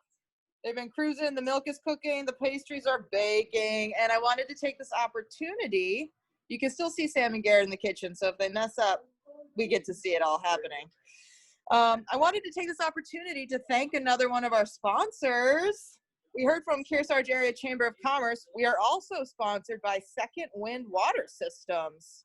And I have received a message from Christine Fletcher to read to you all directly from Second Wind Water Systems. Here it goes, everybody. Dear Kearsarge Food Hub community, as a company founded in New Hampshire 30 years ago, we at Second Wind Water Systems understand the power and necessity of investing resources locally. We are a company that specializes in treating New Hampshire's water quality problems and provide clean and safe water for New Hampshire's families, businesses, and public water supplies. We are committed to the environment, our community, and supporting the local economy. Your work at the Kearsarge Food Hub dovetails beautifully with our values. We are grateful for your work in creating a resilient and vibrant community through food security, food justice, and farm and food-based education. You are illuminating a new/old way of creating security and safety for our community in uncertain times. On behalf of all Second Winders, thank you for your presence in our community and for allowing us to be a part of the work in some small way. I hope that you have a wonderful and fun evening. Sincerely, Christine Fletcher, founder and president of Second Wind Water Systems. Thank you, Second Wind. Thank you so much, Second Wind. That is so gracious of you to support us and our events. And I think we are doing just that. We're having a wonderful and fun evening. Everyone's cooking away. Cheers. We feel so supported, and this is such a great way to connect. I also wanted to shout out to our other sponsors, Grounding Stone Farm, the Northeast Organic Farming Association of New Hampshire, and the Lumber Barn for supporting us in this event. Really, really cool stuff. So take it away, Garrett. You want to get back to it? We're back to it. All right. We are at least 10 minutes into the bake. So yeah, maybe about 10 minutes now. They should have puffed up by now. You could take a look. Don't open your oven yet, but if you can look into it and put your light on, take a peek and see what they're doing, because ours look pretty fun right now. All right, Sam, get your butt over here. I'm gonna worry about this. Nope. Don't How worry do you about like that? Still That's good? getting good. Almost, yep, it's warm. Just warm. That feels dissolved. It seems like you dissolved the sugar though. Yep. So remember, we just want this hot enough to dissolve the sugar right now. It will dissolve the sugar. Thank you, Hannah. Dissolve your sugar. Okay, so meanwhile, whisk the cornstarch, flour, egg yolks, and the remaining half a cup of milk. So first, put your Cornstarch. no, put the milk in first. Put the milk in first. Yeah, How many 113 grams or half a cup of milk. grams? Consider creamery milk. Yes, delicious. Coming from a local dairy. Which is what you should have gotten. Okay, there you go. That was a plug. That was a Well, this is like the un- best milk in this one, you know. Instead of some of the closest milk. Okay, 113 grams of milk or a half a cup. 113. Yep, 113. I'm at 74. Go slow. This happens so fast. I can't believe how much this stuff weighs. How much again? How much again? 134? 113. 113. See, Yep. that would have been bad. You're fine. 120 is fine. Okay. 120. Okay, we are going to take a tablespoon of flour with that. Tablespoon We're going to flour. take I love it. 28 grams of that, which is also a quarter cup, which is also, secret fact, 4 tablespoons. So you're telling me I'm safe with one Yep. for sure. How many grams? 28. So stop 28? splashing it like that. I splashed it. Don't. All right, Mom. All right, Mom. Okay, 28 grams. 28. I can do this. This one I'm going to get spot on. Nailed it. You were, I don't did you know. see what happened first, though? I don't know what happened. It looked bad. It looked bad at first. Okay. Yes. Can we take it back a second? Yes. No, for those of us who have kids. Yes. So what happened when we gave people a kit? Okay. If we gave you a kit, there should be things labeled pastry cream. It should be the cornstarch and flour should be together. And you should be able to just dump that right into the milk. You still need to separate your eggs. So your cornstarch should be, Even I know that one. your cornstarch and flour should be weighed out together. Those should be ready. Again, Really good point, Tara, about some people have kids and Yes. that's really great. thank you. Thank you. I'm sorry. I'm just trying to get it together. Okay, Sam, whisk. Wait a second, Whisk. we're 2 minutes away from the 15-minute mark. Yep, that's fine. So at that 15-minute mark, you don't even have to open, but if your oven is temperamental, if it has hot spots, if it's got issues, you want to, Yeah, right? no eggs, you can, the eggs are going in at this point as well. I just had him whisk the 3 ingredients together. Mine was a little chunky. Yep. You wanted Say to what be ingredients you gotta mix in. There is milk, flour, and cornstarch. That's it. The egg yolks can go in now, though. That's fine. All those egg yolks. And all the egg yolks that you just made. This should turn a pale, beautiful color. I'm even gonna grab this. I'm gonna grab this I'm gonna grab a spatula and try and get all the egg yolks in. Remember, we said how tasty this stuff is. Yeah, get those egg yolks. Don't waste it, man. Use it up While later you're it doing out. this, Do it or do it don't out. forget that you also have milk on your stove. So don't forget about that milk. I turned ours off. Thanks, But Garrett. don't forget about your milk on the stove. Dissolve that sugar. This part is tricky. So we're going to wait until we have turned down our oven. Okay? So mine's going to go off like right now. This guy.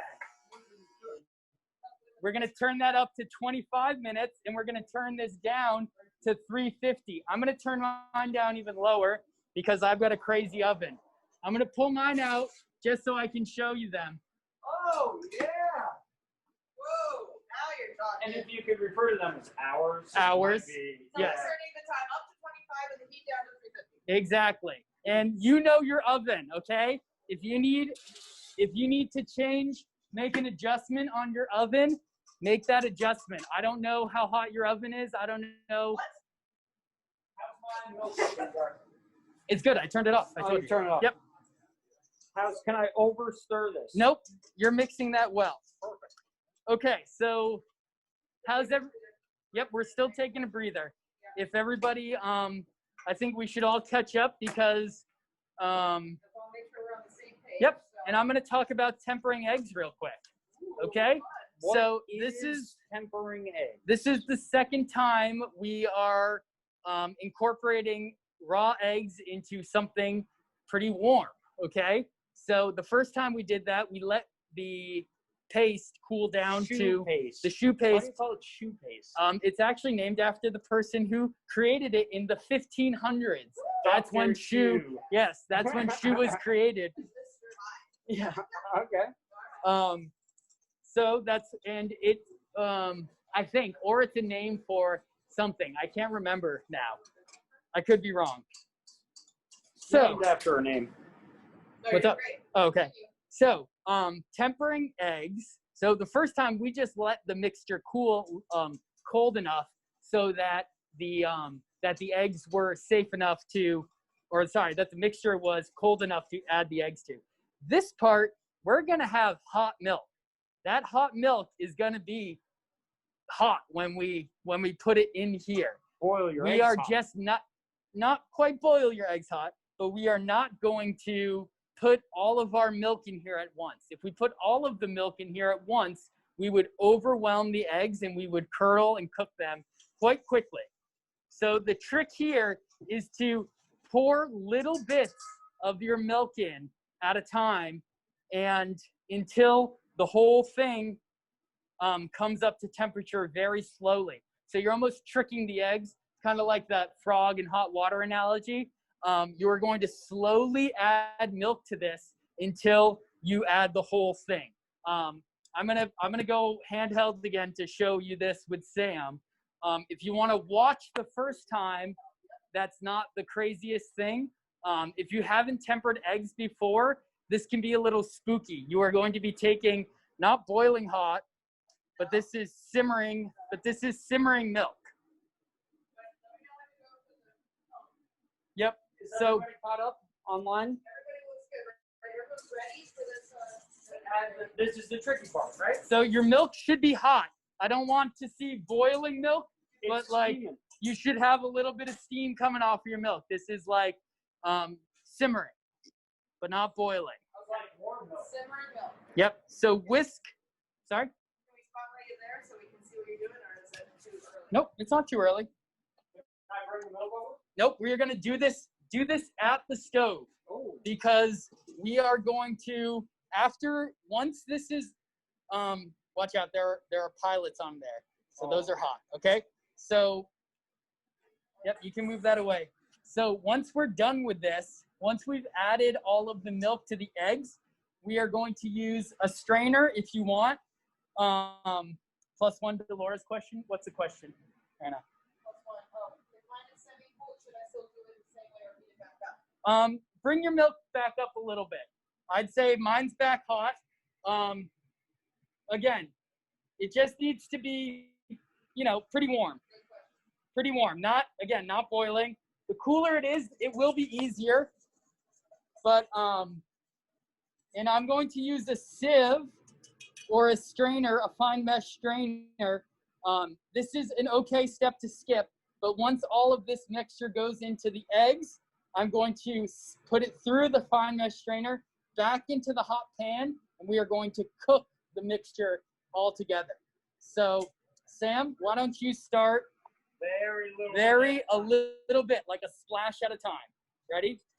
Like just nope, more than that. That's a splash. Yep. That's how slow you can do this. I know it's going to seem really tedious, but go very slow. You can go a little bit more than that, Sam. But it's going to be a slow process for sure. You do not want to, don't drizzle it in. Like you're not making mayonnaise, so you don't want a constant stream of milk. You want to drop in a little bit. Oops, mix it. That's fine. We're talking about a tablespoon to 2 tablespoons of milk at a time. So if you don't feel like doing it the way Sam is doing it, you could take a small measuring cup, even a quarter measuring cup, and pour in half a quarter of a cup, and then the other half, and then go back in. See Sam's whisking constantly. That's also very good. Oh, that's good. Sam, why don't you, let me see. Yep, Sam looks great. You see, it's nice and foamy. There's no cooked bits. You can keep pouring. If you are, I would say once you get about halfway through your milk, if you're feeling really good, you can pour the rest of the milk in. I'm feeling great, but I'm nervous. You can do more. You can slowly. You can move that 2 tablespoons up to a quarter cup at a time. So you can, yeah, exactly. You're tricking the eggs, and you're bringing them up to temperature very slowly. But you can start once you get through it. What? We good? So Sam is almost halfway through. once he's feeling really good, he could, I don't know if I'm gonna do it all. 735? Yeah, we're great.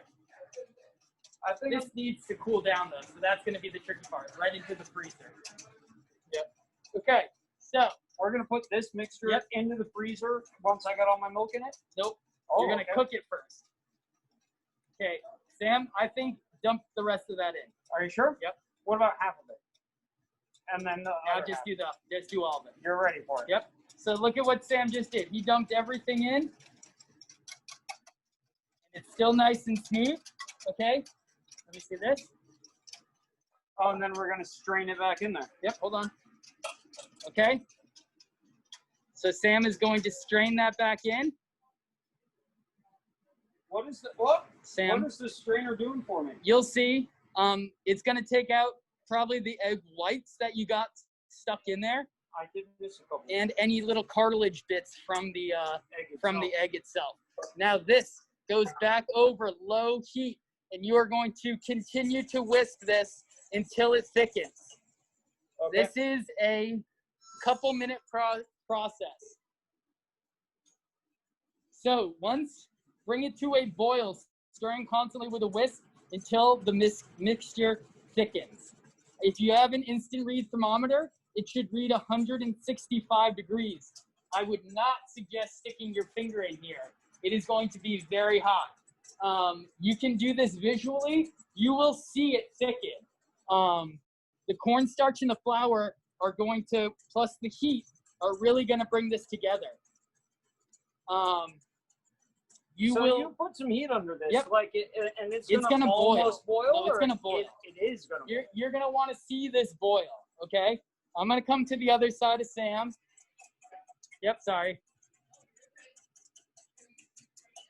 Yep, we strained it back through. You don't have to strain it though. Nope. That's like a professional step, Yep, right? and mine really doesn't have much left in it. So That's because I got most of the egg whites out. we're a little bit higher than medium. If you're constantly whisking this, you're gonna have a hard time burning. But I would keep it at a good medium. Don't go too hot. But you want this to come up to a boil, and it's going to bubble and bubble and bubble as it thickens. Okay, so this part takes a little bit of time, definitely a lot of attention. But don't forget, you've got shoe in the oven. Okay, it should smell really good in your kitchen. I want to look. How do they look? You want to open it and see? No, I thought you told me not to open it. Well, it's okay. So this is still incredibly thin, right? There's no thickness to this yet. It hasn't started to boil, but that's okay. We also have not cooked our eggs. So that's a good thing too. You don't want to cook your eggs.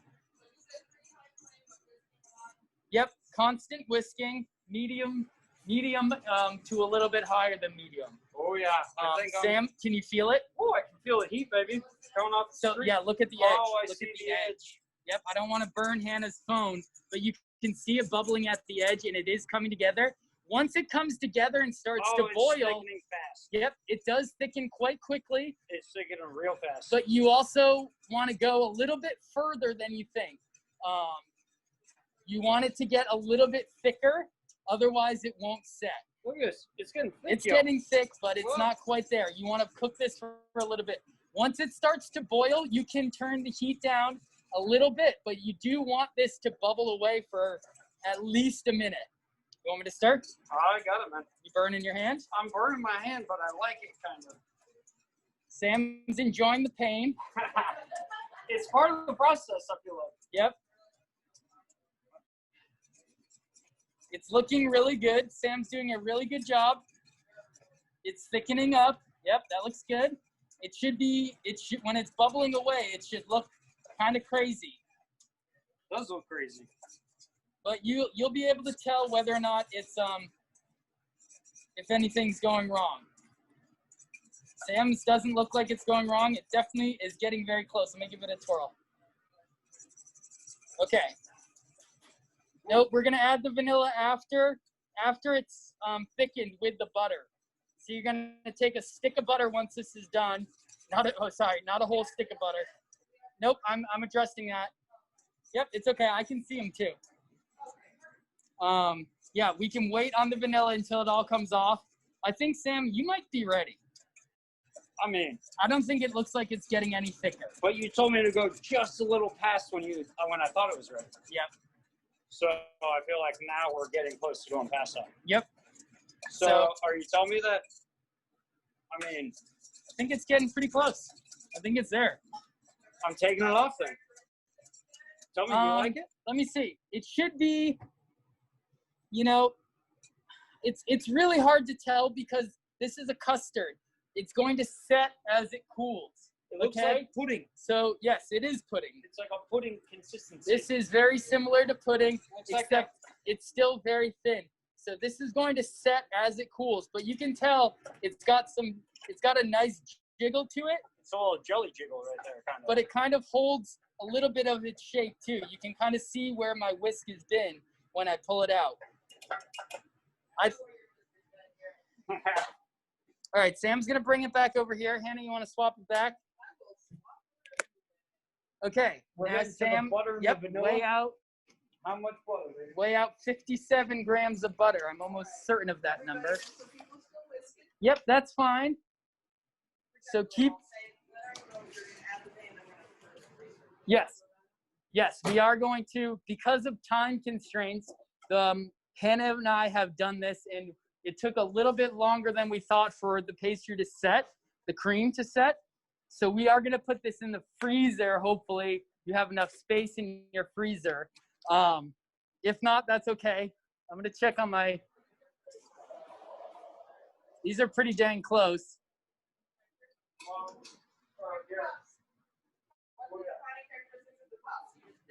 A nice dark color. They are you want them to be very crispy.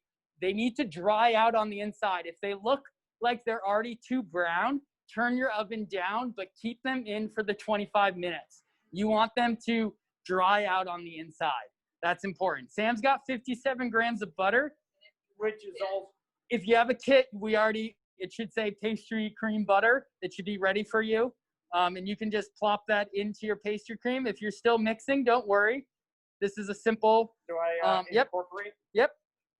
Stir in the butter and also the vanilla. The vanilla is 2 teaspoons. I'm going to do that for Sam as he's whisking. So don't worry if you're not here yet. This part's really quite simple. It's just whisking in butter and vanilla at the very end after you've taken it off the heat. Okay? But we're all okay if we're not all here yet. And 2 of those suckers, huh? 2 teaspoons of vanilla. We doing okay? We might be a little after 8 is what I'm guessing, if everybody is still okay with that. My guess is we might be a little after 8 just with the cooling of everything. So I'm assuming everybody's going to stick around because you're going to want to eat yours and finish yours as well. So I'm sorry about timing, and I apologize profusely to you and your whole family.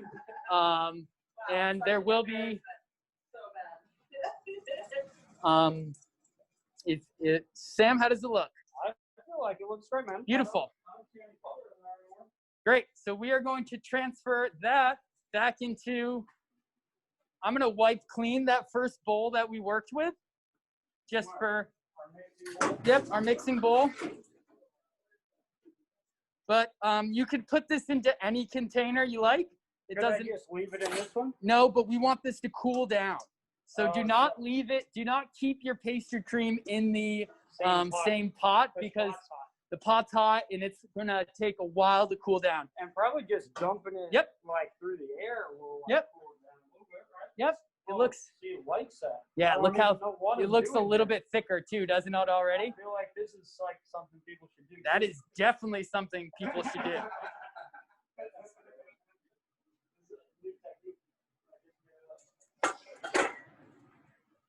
All right, Sam is making a mess. Yeah. He told me to stop. What's up?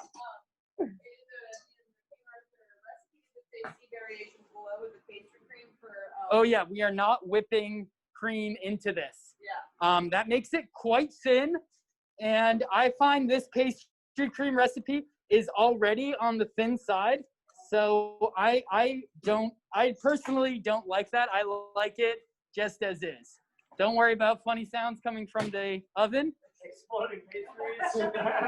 The exploding pastry is just part of the act. Don't worry. Sammy's using his handy dandy spatula to get the rest of the really tasty pastry cream. Remember, this is like the tastiest part of the whole thing. So you want to get all of this out of the hot pan.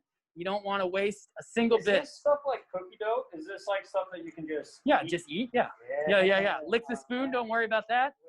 And it's not raw eggs. Those are cooked eggs. So, well, they're tempered eggs. So don't worry about raw eggs. Yeah, you could just, they're not getting any more cooked before going in the éclair. So this is how you're going to serve it. Now you can already tell, I can already tell just by this, that it's already thickened up a little bit. You can kind of see how the clumpiness of the egg. Sam's gonna go for it. Yep, go for it, Sam. I don't mind. I can't get it. You can't. Okay, so a little trick here as well. I'm gonna take a small pad of butter and wipe it across the top of it here, and it should be thick enough that it's just going to melt the butter a little bit. Should I be doing handheld? Here, Sam, you take it. Or hold on. I feel like this is my favorite part so far. Painting this with so you can the also, butter. why don't you just take it and break it into a few different small pieces? Oh, really? Yep, and then just drop those pieces on and let them melt. And then we're gonna cover this pretty tightly with a piece of plastic. Like, are those pieces all right? Yep. What is So this doing this is gonna for me? keep the plastic from touching it, but it's also going to keep it from creating a thick, what do you call it? A layer on top of a crust. Thank you. Yeah, in baking we usually want a crust, but with pastry cream we do not. Okay, so I'm going to grab a nice piece of plastic for Sam as he wipes his hands off. Yep, that's fine. You want to go back, Hannah? So I'm not trying to make there's Hannah. Okay, I'm gonna grab a piece of plastic for Sam, which is right here actually. You're fine. You're fine. Okay. If you don't have plastic wrap, that's okay. You can use something else, but we're going to this is gonna push it down. You can see what I'm doing right there in the video, but you can push, the butter is going to keep this from sticking. And again, this is going to make it so you do not have a nice layer of skim on top. Okay? crusty. Crusty crust. Now this, we are going to put ours right in the freezer to help this cool down quickly. The recipe will say the refrigerator, but we want ours to really cool down quickly. So we are going to put ours in the freezer, okay?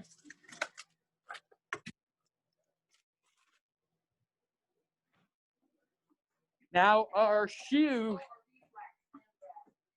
bees, I wouldn't do beeswax because it will melt. What about press and seal? Press and seal's fine. Yeah, but don't use bees wrap because bees wrap needs to be cold. Bees wrap will melt if it's too hot. Let's peek on our, I think mine are pretty close to done because my oven is really hot. So I'm gonna turn it down and just let it cool. I'm actually gonna turn my oven off and just let it cool. Yep, let's get some water in here, yep. What's the question, Han?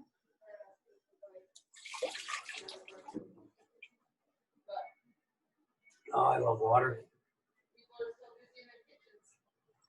Yep, that's fine, you should be.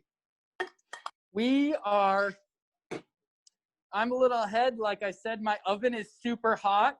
It's hard for me to always gauge the temperature correctly. So I was kind of just guessing. So Sam and I are gonna clean up or just get our area a little bit cleaned up. Yep, Hannah's gonna take it away for a sec. We just need chocolate and cream. Oh, here, you want this then? Really? Nope, I turned it off. Hello. Everybody's cruising away. I see busy people in kitchens. This is great. I just wanted to, as everyone's cooking along, to say a couple more thank yous, of course, because this is a team effort. And I wanted to specifically thank 2 volunteers who helped pull this together. One is Mr. Peter Arnold. You might see him cruising around in the background or taking photos or currently running away. But Peter has helped us navigate this tech world. And he's here making sure everything goes off smoothly, which more or less, I believe it has. Oh, we're seeing just a question here. Visual hints for pastry being done, Gar. Visual hints for pastry being done. Dark. Visual hints for the pastry being done. Like what it looks like. Yeah, it's gonna be. It should be pretty well baked. Pretty dark. Oh, you don't want to see my leg. I'm gonna bring mine out. And I'll bring around this. So it should be dark on all sides. I can even. It should be golden brown. Look at those. Okay. They are very well puffed, and if you flip them over, they're going to have a dark little thing on the bottom there. My nose is sticking out. Don't worry if yours don't look. Yours just went blank. Sorry, I took a screenshot. Yep. So don't worry if they don't look the same or if they didn't puff quite the same. That's not a big deal at all. They're all going to look very different. Based on how you piped them, you can actually see some of Sam's lines. So the piping is crazy how it keeps some of the look from how you piped it, right? Can you see that? Oh, wow. You can see it on that one very distinctively. Oh, yeah, my line. But it should They be feel crispy. They sound crispy. Yeah, they should be well baked. You want them to, again, once you see what's on the inside, you'll know why you want these to be well baked. And actually, while we're hanging out, I will go grab one from earlier. Yeah, why don't you go grab one You from can earlier? look at the inside of one without you having to look at the inside. All right, Garrett's gonna go grab one, and he's gonna bring it over here. And then I just real quick wanted to also say special thanks to Christina Harold. She's actually here baking with us. Christina volunteered to put together the baking kits and deliver them this weekend. She spent like all weekend doing that. So thank you, Christina. Massive round of applause. I think everybody's happy with their kits. Big thumbs up all around. So anywho, just wanted to emphasize the team effort behind all of this. It's really, really the biggest part of what we're trying to do here. So the more the merrier. And I think this is going just beautifully. So thank you. Yeah, you guys all rock. Again, if for any reason any of you guys are having issues with anything, continue to ask Hannah questions. It seems like we're doing pretty well though. It seems like everybody's on board. Right. I was gonna cut into a pastry, or should we not? Should I just let them? Yeah, just let them go. I think Yeah. I just saw a really helpful glimpse. Yeah. Well, I can show that later. I think just for sake of time and clarity too, I think we're gonna skip the piping of the pastry, Yes. and we'll just cut them in half and fill them the old school way, the easier way.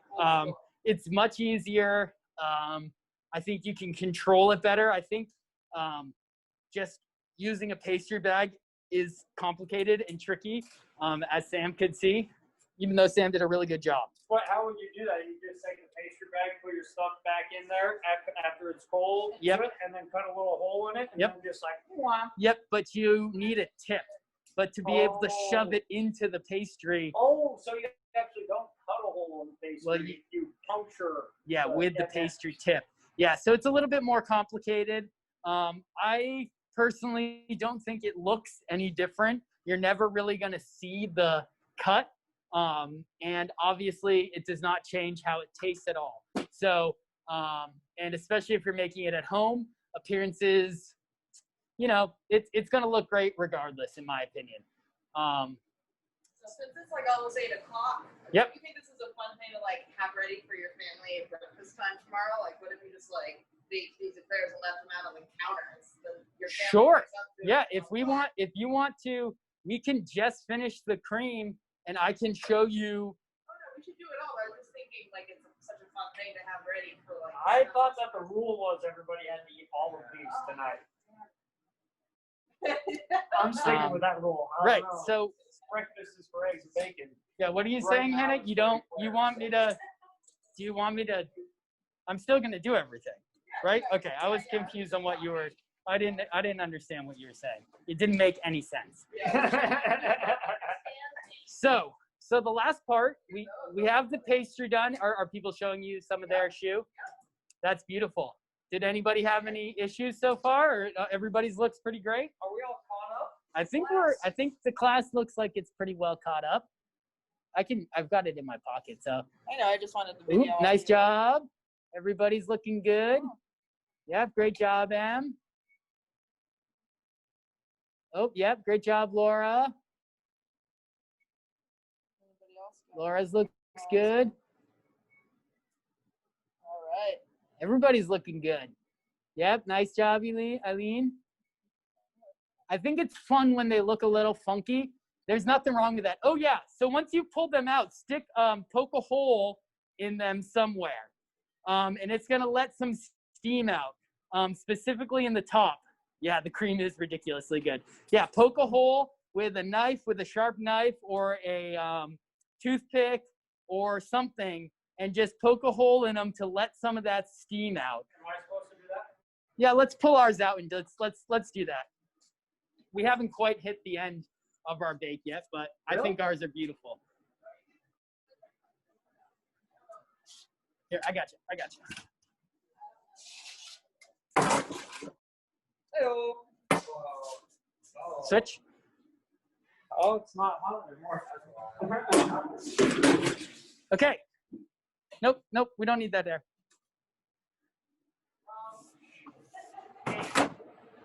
Oh yeah, but you need to poke holes in it.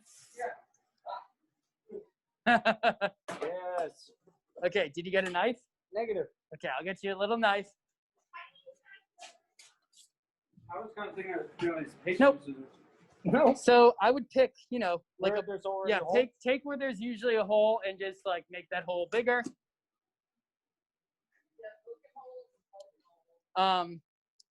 If you would like, we are going to do the chocolate ganache. I use a double boiler instead of doing it in a pan. So if you want to get a small pan of water ready, like this, with a little bit of boiling water in the base of it, with a bowl that fits inside of it, this is how I like to do chocolate. It's called a double boiler. It keeps you from burning everything. It's the preferred way to do chocolate. It's just pretty excellent. Yes, Sam. Thank you. If you can't find a bowl that fits in like this, that's okay. A bowl that fits in like this will work just as well. It's totally fine. This is just a special bowl. It's got a little hook on it, and I love it for making chocolate because this hook will not usually get as hot as the rest of the bowl. I love bowl. Just like Brett, what's his face loves Lynn. Frick loves Lynn. Okay, so get that little pan on the stove just with a nice little simmer. It doesn't have to be a royal boil. It's getting late, folks. It's getting late. The chocolate is definitely the easiest part of this whole thing because we are just going to place the chocolate chips. How many grams, Joe? And heat. Yeah, I just put everything in together and then heat it up. Like everything like this whole bag? Nope, 170 grams of chocolate chips. Boo. Nope, that's a full cup of chocolate chips and a half a cup of cream. 176. 170. Or 170 grams of chocolate chips and 113 grams of heavy cream. Okay, so that's half cup heavy cream. And a cup of chocolate chips. 170. A little extra for the butter. Sure. Yep. Oops. So the instructions tell you to melt the chips in a microwave safe bowl and heat over low heat until the cream is very hot. I just put everything in and I melt them together. So I think you can just put the chocolate in cold, you can put the cream in cold, and then bring it over to your double boiler and heat it up together. More heavy cream from Kentucky Creamery. Yeah, this stuff is the bomb. Sometimes it After is, the creamery stuff. yeah. I want to drink it. So we are doing 113 grams. I 100. think there's going to be a pretty big blop at the top sometimes. So no, you're That's good. because it's that heavy cream. Yeah, it's that good. 113. Yep. 113. Yep, 113, but you could do a cool 120 if you're feeling it. Oh, That's 120. that's exactly what he did. So, you know, again, if you want to do this in the microwave, you can. I don't have a microwave here. Well, not, yes, don't do it. Thank you, Hannah, Mom, Hannah. Yeah. We don't microwave stuff around here. Nope. So we're just going to put this into the double boiler, Sam, and just let it melt together. You really shouldn't even need a whisk. I think It's already melted. I can see it inside magic. I think you will really just need a spatula here. Yep. Yeah, show me. Look at it. I like your other side. It's melting already. So here, ready? Yeah. Use this bad boy, Oh, that's nice. and it shouldn't be so hot. It's not so hot. So Sam is just gonna. You don't need a whisk for this. I would say you can actually. You really didn't even have to touch this at all. You can let it all just kind of come together, and then you can come and stir it all together. Yeah, but I like to feel like I'm doing something, you know? So- I like to watch the process happen. The chocolate chips are going to take a little bit to melt, and then you'll really it should just all come together nice and easy. Again, you can, using a microwave safe container, you could do this in the microwave. No big deal. But again, we like to just do it nice and slow over a double boiler. It will look a little broken for a while. Just keep stirring away until it all comes together. And then it's going to be beautiful. Oh, it's getting thicker. Yep, It's it getting should darker. thicken up, and it's going to take on this really beautiful, shiny complexion, and should thicken up quite nicely. And it will continue, just like the pastry cream, it will continue to thicken as it cools. So don't worry if it doesn't seem thick enough at first. It will still thicken a little bit more once you take it off of the heat. There it goes. Yep, and Sam, you can really see it there now. Beautiful. And look how shiny that is. I mean, I Do feel you like have it's any chips? I feel Can you like feel it's the chips? done. Let's No, turn the water off. I feel like that happened really quickly. Yep, once it comes together, you really don't have to do much else. Also, by leaving it in the hot water bath, it's going to keep it nice and warm.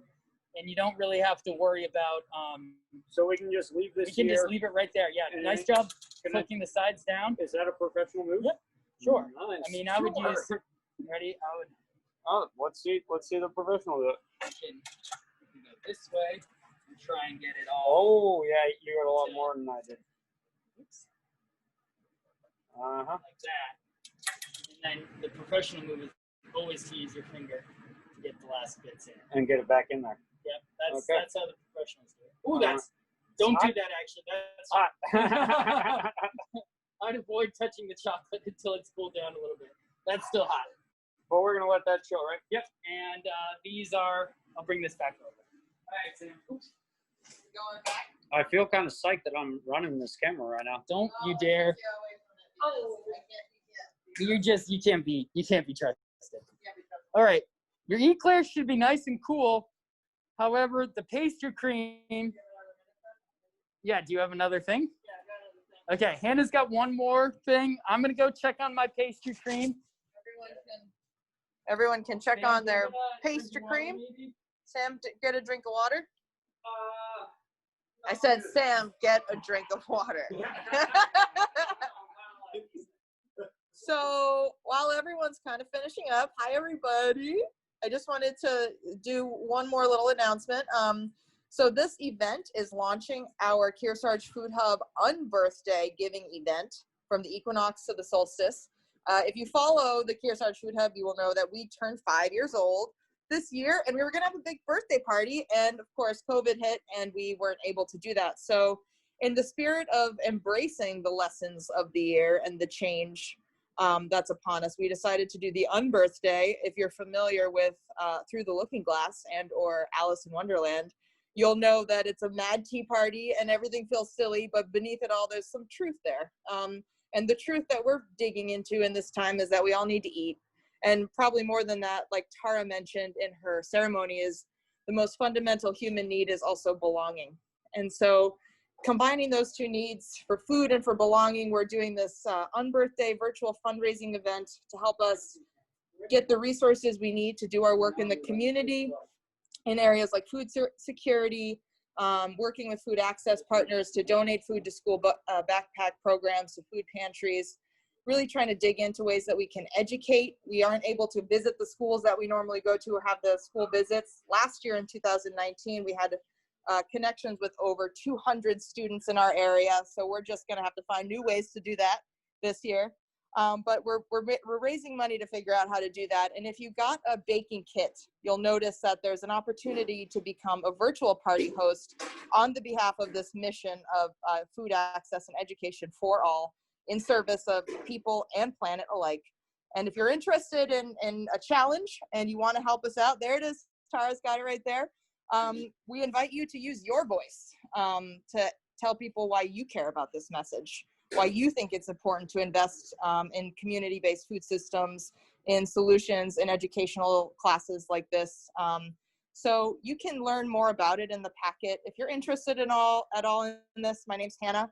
I will take any and all requests via email, info.kearsargefoodhub@gmail.com, or my personal phone number is in that packet as well. So if this sounds interesting to you, I would love to work with you and help you use your own voice to fight for this mission and raise some money, because that's a really important piece of the puzzle. It's a really important part of the energy that is exchanged between us to help us do the work and support the farmers and get the food out into the community. So thank you, everybody, for listening to that pitch and for supporting the work of the Kearsarge Food Hub. I will remind you that you're supporting it right now by being at this workshop. So that's really, really special, and it means a whole lot to us. So thank you so much. And you can look for another one of these workshops at the end of our unbirthday fundraising event. December 21st, we're gonna make gnocchi, just like this, in the kitchen.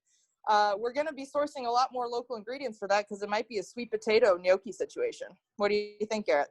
I would say either sweet potato or some sort of delicious squash. Oh, well, squash or sweet potato, that's right. So keep your eyes and ears open. We're going to do more stuff like this. So I have a really, really good question. Yes. If someone's not assembling their éclairs tonight, Yes. how should the shoe store overnight? And I'm going to pass this over to you, Garrett. That is a great question. And I would say for anyone, if you're feeling like it's already late and you do not feel like assembling these tonight, that is totally fine. Take your pastry cream first out of the freezer and put it in the refrigerator. Okay, that's number one. If you have frozen your pastry cream, make sure to put it in the refrigerator. It will be much happier. It will definitely freeze solid in the freezer if you leave it in there overnight. So that's number one. Number two, I don't think these necessarily want to hold any moisture. So I would personally take a paper bag and roll down the top. I would do this with bagels when they were first baked, because I didn't want to soften them completely after the bake. So when I was baking them at night, I would put them into a paper bag and then put them into a box and then close those up. And what? You need to close the bag. Yeah. Okay. Yeah, but yeah, don't just leave the bag open either, because they would really dry out. But a paper bag is breathable. There's just going to be more breathing. If you put it in a Ziploc or a plastic bag and tie it up, it's the moisture that's still in here is going to have nowhere to go. Now, I'm going to show you, I'm going to cut open one of our cooled ones from earlier, and you'll be able to see what I'm talking about when I say the moisture. Like these. Whoa, nice. So once you've baked them, if you haven't seen inside of yours yet, there is an insanity of egg kind of mixture in here, and you'll feel it. It's still wet. And so if you let this hang out in a plastic bag overnight, that moisture is going to leak out and your shoe is going to get wicked soft. So I would definitely suggest a paper bag, or put them back onto the sheet pan and close the oven on it and just leave them in their cool oven. I think that would be fine too if you don't have a paper bag lying around. Your oven would be fine, just like pizza. You know how you can just leave your pizza in the oven overnight? Cool. If we assemble one, how do we store them? If you assemble them, I would put them back in the fridge. If you put pastry cream inside and dip them in chocolate, I would, yes, then put them in the fridge if you do not consume all of them tonight. We are going to assemble one in the next 5 minutes. Are they still cooling? Is that why The pastry cream is cooling and setting, really. It's not necessarily about how cold it gets. It's about it setting itself and getting firm enough to then, I would say maybe 6 is probably too many. But that's, but 6 is, yeah, about, I think if you eat half of the pastry cream, you might have an upset tummy, because that's a lot of sugar. That's a risk I'm willing to take. I would definitely risk that for sure. Okay. There is only one way to find out, and that is to consume 6 of them at once. Once crazy, man. And these are actually reasonably small. Some bakeries you go to, you might see an eclair that is like this big and this long. You know, these are very reasonable sized eclairs. These are this big and this long. These are delicious. I guess we can. Do you want to cut into one of these too? I want to cut into all of So them. Man. what I like to do is find your nice smooth side, and I like to try and cover that part in chocolate, right? So this side is very smooth. You may or may not have a smooth side to your shoe, but if you do, I feel like I got a smooth side. that is pretty much the top. So I like to use just a sharp knife, and you can cut through that and make. So don't cut the smooth. Yeah. piece So in keep half. that. You'll have a nice cavern. Is this how it's supposed to look? All like bubbly Yep, like this? yep. Was So- that good? Did Yeah, I this do looks good? great. No, this is really nice. The chocolate is going to be the topping, right? So I was just cutting into these to kind of just look at them and prep them. You could cut each one of them. I was trying to say cut this part off, your Smooth nice part. smooth part, Can I cut even if them? it's not, yeah, even if it's not the very top, even if it's going to look a little weird when it's assembled. Again, don't worry about this. They're going to look beautiful. They're going to taste beautiful. Even if it's not quite the exact top, as you can see in this one, it's kind of to the side. But we'll fill this side with pastry cream. We'll dip this side in chocolate. Boom, on top. And then you'll have a beautiful eclair. I'm going to go check on our pastry. Is that what you did, or did you use the ladies' room? Huh? Did you check on the pastry? No, I didn't check on the pastry. Okay, so I'm going to check on our pastry cream right now. One more time while you're doing that, because I got one more request, y'all.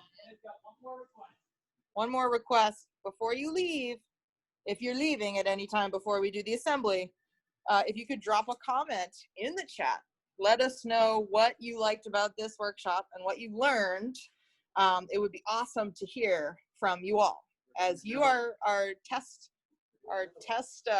bunnies. Yeah, we're doing another one, and we want to do more, and we want to know what worked, and we want to know, because we hope this is educational, that you learned something from the this experiment that we're all in together. So here's Garrett with the pastry cream. I think let's take a look at it. It's definitely still a little warm. Hang on. So this is the issue we ran Where am into I? before, Oh, here it is. is how long it takes your pastry cream to cool. I guess this could have been the first thing we did, but you also need enough time to bake the shoe and for me to explain it all to you guys. So we were definitely being a little, what's the word I'm looking for? Ambitious. We were ambitious with this goal of making eclairs in 2 hours. It is very close. You can wanna see stir it? you've got a nice jiggle. I don't really want to stir this, to be honest, because it's just going to get clumpy. until it sets. If you stir it before it sets, you're just gonna get clumpy little stuff. And it might set a little bit later, but this is kind of like a nice time to well, get all of your things prepped, as Sam is doing over there. Sam is prepping each one of the eclairs. Let me get a spoon. Yes, Sam. My question is like this eclair, like there's not like a big like cavern in there. Wait. Yeah, that's the top, dummy. That's the top. Yeah, this is a big cavern. Okay. So yeah, okay. And you can really mound it up in there. Okay? I'm gonna mound it up. So I'm just He's gonna mound it. You know, I think. Yeah. Oh, sorry. Look at these. I think we can do it. Look. Oh, okay. So this is kind of my question. Like this bubble right here, man. Should I like? No, you're gonna. Should Don't I worry like about cut that it. out Don't of worry the about way? it. Don't worry about it. Just don't even touch that. Yep, don't worry about it. So Hannah, look. I think we're gonna be okay. I think we're gonna plate ours, and because we're probably only gonna eat a couple of them, I think that's, well, I'll speak for myself. I think this is cool enough. It's not quite perfect. I would like this to set a little bit more, but you can see it's got some shape. Got some custard-like qualities. It's got some custard-like qualities. It's sticking to the spoon, right? So it's very much like pudding. Custard is just a fancy, probably British word for pudding. Can you say it with a British accent? Pudding. Custard. Custard. They would actually call this. No, we just call it, yeah, I don't know. Custard. Yeah, custard. The French call this crème anglaise, which is English cream. We call it pastry cream, but in France they call this crème anglaise. This is a pipeable cream as well, but it will hold its shape. This is not much different than crème brûlée. It's not much different than flan. All of these things are very, very similar. It's just about the consistency and the preparation. So, so crème brûlée, you would then take this, put it in a ramekin, and then boil in a bain-marie, right? That would be your Bain-marie. A bain-marie, which is Mary's bath, I figured out recently, because I did not know what it meant. So I looked it up, and because I was very interested in what it was, because we steal so much of our cuisine language from the French, and in fact, cuisine, if you didn't know, is the French word for kitchen. So, All right. that's our short lesson in French, and I think we are just going to. Yep, and we have a question, so Assemble some. I'm going to give you the pocket back. Yep, and I'm going to. Well, no, I'm going to keep it here because I'm going to handheld this with Sam. Oh, that. Here, ready? That's the top. Oh, that's one. Yes, that is what most people would do. I just decided it's a lot easier. Just leave the tops upside down. I found it a lot. Did they have one? Yeah. Yeah, definitely show everybody your final product. So Sam, what did that one go to? This one goes to this one. This one. Or this one. No, this one. This one. That's good. Is that? That's good. it. Dude. That's one. Okay. So, how about this one? This one goes to this one. Dude. This one goes to this one. Oh, okay. Oh yeah, this is the crap one. That one's from earlier. Okay, so so you're gonna take a spoonful and just shove it in there. I feel like this part, I'm not making a mess. At one point, a little bit about why we chose this route, because what is the piping kind of like? Okay, so if you were going to pipe it, you would keep them whole, and you would have a pastry tip at the end of your piping bag, and you would break it into one side and squeeze it, and to get it full like this with a pastry bag and a pastry tip just takes not a lot of practice, but I find that the first couple of times. What, this way? The other way? Go to the other view, or you like That way? Can I mound it like that? Yep, definitely mound it. Put as much in as it will hold, I would say. That does look good. Yeah, I know. Yeah, as long as we end up behind everybody else. because everybody was feeling good about their creme, and yeah, put that down. That one's done. Assemble. Okay. Nice. And then I'm just gonna keep doing this. Yep. It's all of them. Yep. Fill them all up. Yep. So Sam's doing a great job. Can't Thanks, believe we Eric. made Eclair. Thanks, Tara. Yep. Yeah, let's go back. Can you go back to the other view? Because I think people can see what Sam's doing. Yeah, let's go back to this view. And I'm gonna. We're gonna answer the question. Emily had a question. Thanks, Emily. What are the holes that they cut for tea relief are now on the bottom? Will the pastry create seabass? Yeah, maybe a little bit, but that's okay. The hole doesn't really matter where it was.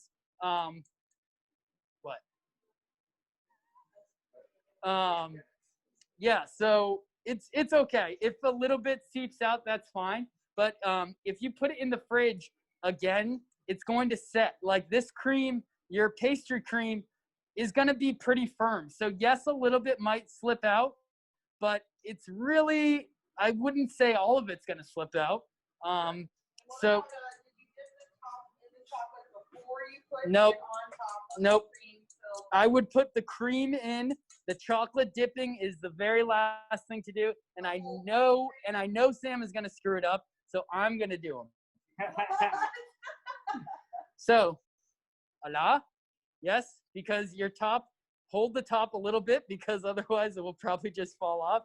This is a messy process for sure. I wasn't gonna let you get away with saying that. Look at that. I feel like I did that all right. Thank you. Oh, okay. All right, Garrett. So that's what it'll look like. A beautifully dipped eclair with chocolate. Yeah, it's a chocolate hot dog. Sam is not wrong. This is, yes, that is this one is filled with cream. Oh, I just got a nice drop chocolate on the hand. Beautiful. Is it filled with cream? Yes, you could also dip your tops without the cream. I think that's totally appropriate. We like to live on the edge here where you could drop your whole thing. And yeah, this is beautiful. Did you drop? That one maybe I will let you do this part. I'm just gonna keep filling these, y'all. Oh wow! You are not scared. Beautiful. You You can be scared of the eclair, my man. Yep, you can get a little dirty. This part is fun. Yes. The chocolate overnight. What if you want to do it in the morning? When you do the chocolate overnight, it's already melted. Just leave it in Put- a bowl and maybe heat it back up. Yep, I would. Yeah, exactly. Yep, you can refrigerate it because it's got heavy cream. Put a layer of plastic over it. But if you put it in the fridge and it solidifies, that's totally fine. I think that first week we did it, I used the same chocolate for at least 2 or 3 different batches, and I just reheated and added. If it was too wet or if it was too dry, I added a little bit more cream to it. So yeah, if it's a little dry, that's totally fine. Just whisk in a little bit more of that heavy cream or milk, or in a pinch, you could use a little bit of water to loosen it up, but not a lot. You know, I'm talking about teaspoons at a time. So Sam is doing a great job filling all these. Do you want some? Hannah wants to dip one? Here, dip this one. Okay, I think we're looking good. We're looking good over here. I want to see some of everybody else's. How's everybody else doing? I'm over here by the computer now. How'd everybody do? Oh, my camera's on. Oh no, I'm everybody. Nice. Everybody's looks great. Gorgeous. Oh my God, so beautiful. Yeah. Okay. Everybody did in a. I'm seeing beautiful eclairs on here, guys. You guys all rock. I can't believe it. Well, I can believe it, but I was definitely a little nervous at first. So you guys did really good. How did Hannah just do? Is she screwing up big time? Yeah. I would love doing this. Oh, there you go. Speed me up. Speed me up, How are Scotty. you doing, Hannah? Oh, Oh, I'm good. what happened to that one? Oh, I Hannah switched it. touched it. Oh, you smushed it? Okay, we're going handheld again. So I'm doing computer stuff though. Well, no, not really. We're still finding things are good. Okay, Yeah, It means you get to try something new every day. try everything. we're doing good. This one is Hannah's, by the way. Yeah. What's up? What's up? Okay, yeah, if you're waiting for your filling to cool, that's totally fine. It's totally appropriate to do that. I think I would have probably waited a little bit longer as well. These will be beautiful in the morning, even if refrigerated, just like this. I would rather. I got some friends with you. Yeah, why don't you hop back in. I saw some of them. I think it was okay. I think Christina was saying something, but I think she was okay. I think she was just letting us know where she was at. Sam, how's your dip? Oh man, I got some You're chocolate looking good. on that one. I was like, I don't think they have enough chocolate on them. Well, that's good. You freed me. Yeah, you can also, if you're not liking the dip, you can drizzle. So you could line them all up on a pan like this and take a spoon, or just pour it right out and drizzle. It looks like we're gonna have a little bit of extra chocolate, Sam. But maybe not enough cream. Is that what it looks like? Well, I've been loading them with cream. Yeah, that's okay. That's okay. I've been trying to stuff them full. You can actually do some other really cool stuff with this too. So sweets are typically what you think about with choux pastry, but you could also fill like pate or Cream cheese? yeah, cream cheese. You could make savory things with these. There are so many different applications to choux pastry. Yeah, it's amazing. So from desserts, but to all sorts of different savory things too. You could fill this and make this a little sandwich. Fill it up with cheese and meats, and it would be delicious. All right, let me switch you over, and I need that microphone so I can read some people's comments. Okay, so we've got Great some. comments. Sam's still working away. Other people are working away. Some are choosing to assemble tomorrow. That's great. That's totally fine. Thank you Great. guys for sticking with- Oh yeah, great feedback from the chat. Emily says that this has been so wonderful. She's learned a ton and would honestly do this once a month. Whoa! Whoa. Appreciate it, Emily. We miss you. The kid. But I might be able to make it work, Emily. It's nice to hear from you, Emily. All right, Dee Dee. I'm not sure that's your screen name. I wish I knew their first name, but the kit was great. Really like the visuals on how to do stuff. Can't wait to taste tomorrow. Beautiful. Thank you, Dee Dee. Some things about things not being labeled. We'll get on that next time. Great feedback. We'll label each and every single thing, even the tiny things. Yeah, sorry about that. Laura Hallahan just ate one. So yummy. A little small, but still wonderful. Yep. Because it's not about how big or small it is. And that's totally fine. If they didn't come out the same way as ours, That's that's not great. a big deal. Tara and Vicky. I can't believe we made eclair. So yummy. Yes. So good. Delicious. Great job walking us through. Oh yeah, Eileen pointed out how gooey my eclair attempt was, because don't smush them together is what I've learned. Do not smush them together. The on the baking sheet, is that what she means? Yeah, see how I smushed it down and then the cream filling came spurting out? Okay. All right, from Laura, this was so great. The instruction was good. We are pretty proud of where we're at. They're Great. going to wait for the filling to cool before they assemble. Yep, I think that's totally fine. All right, lots of awesome jobs. But the kit was perfect. The only thing not labeled was the salt and vanilla. Yes, you're right. Yep, super smart. Wow. And Emily once again made What you should do with the extra pastry cream. So Ashley, my older sister, I gave her a whole container of this when we were making it, and she made Boston cream cake. So bake a vanilla cake and cut it in half, fill the inside with pastry cream, and then cover that in the same chocolate ganache. You will not be disappointed. Yes, this pastry cream can replace an icing in a cake. Did you hear that, people? Yes, you can also, believe it or not, you can eat this stuff by the spoonful. It's I'm looking at this bowl right now, and I'm very intrigued by what's left in here. Oh, no. Save that. No, don't mix these yet. Get the last one. Oh, you missed one. That's okay. So we only had 11 out of 12 to fill. So we didn't have extra pastry cream, but Sam made his way too puffy, and then he filled them way too much. So. But look at how much chocolate's on them. Yeah, come Yep. on. Yeah. Okay, so we're pushing 8:30. I want to thank you guys so much for everything. Yeah, I want to thank you guys so much for joining us tonight. It was so much fun. We had a blast teaching you guys about this. I hope you learned a lot. And yes, at least a week. It's solid at this point. You're not really, there's nothing in there that's really gonna go bad. It's covered in sugar and milk. So yeah, that should last, it should last a week. And should be delicious. So thank you guys so much. Awesome You all job, rock. you guys. Nice job back there, Sam. I got the privilege of watching everyone busy in their kitchens and Yeah. enjoying their wine or their family or both, and trying out this new challenging but fun and ultra rewarding task. So I just want to say thanks everybody Thank for you sharing. guys This so is much. awesome. Thanks Thank you for so being much. there, and we hope to see you all again soon. Definitely keep an eye out, kearsargefoodhub.org, and thank you so much for all of your support. Thank you guys. Oh yeah, check out Warner Public Market, Kearsarge Gore Farm, doing incredible things, feeding and inspiring the community. We're all in it together, so let's do this. All right, Teamwork bye-bye. makes the dream work, baby. Bye-bye. Bye everybody.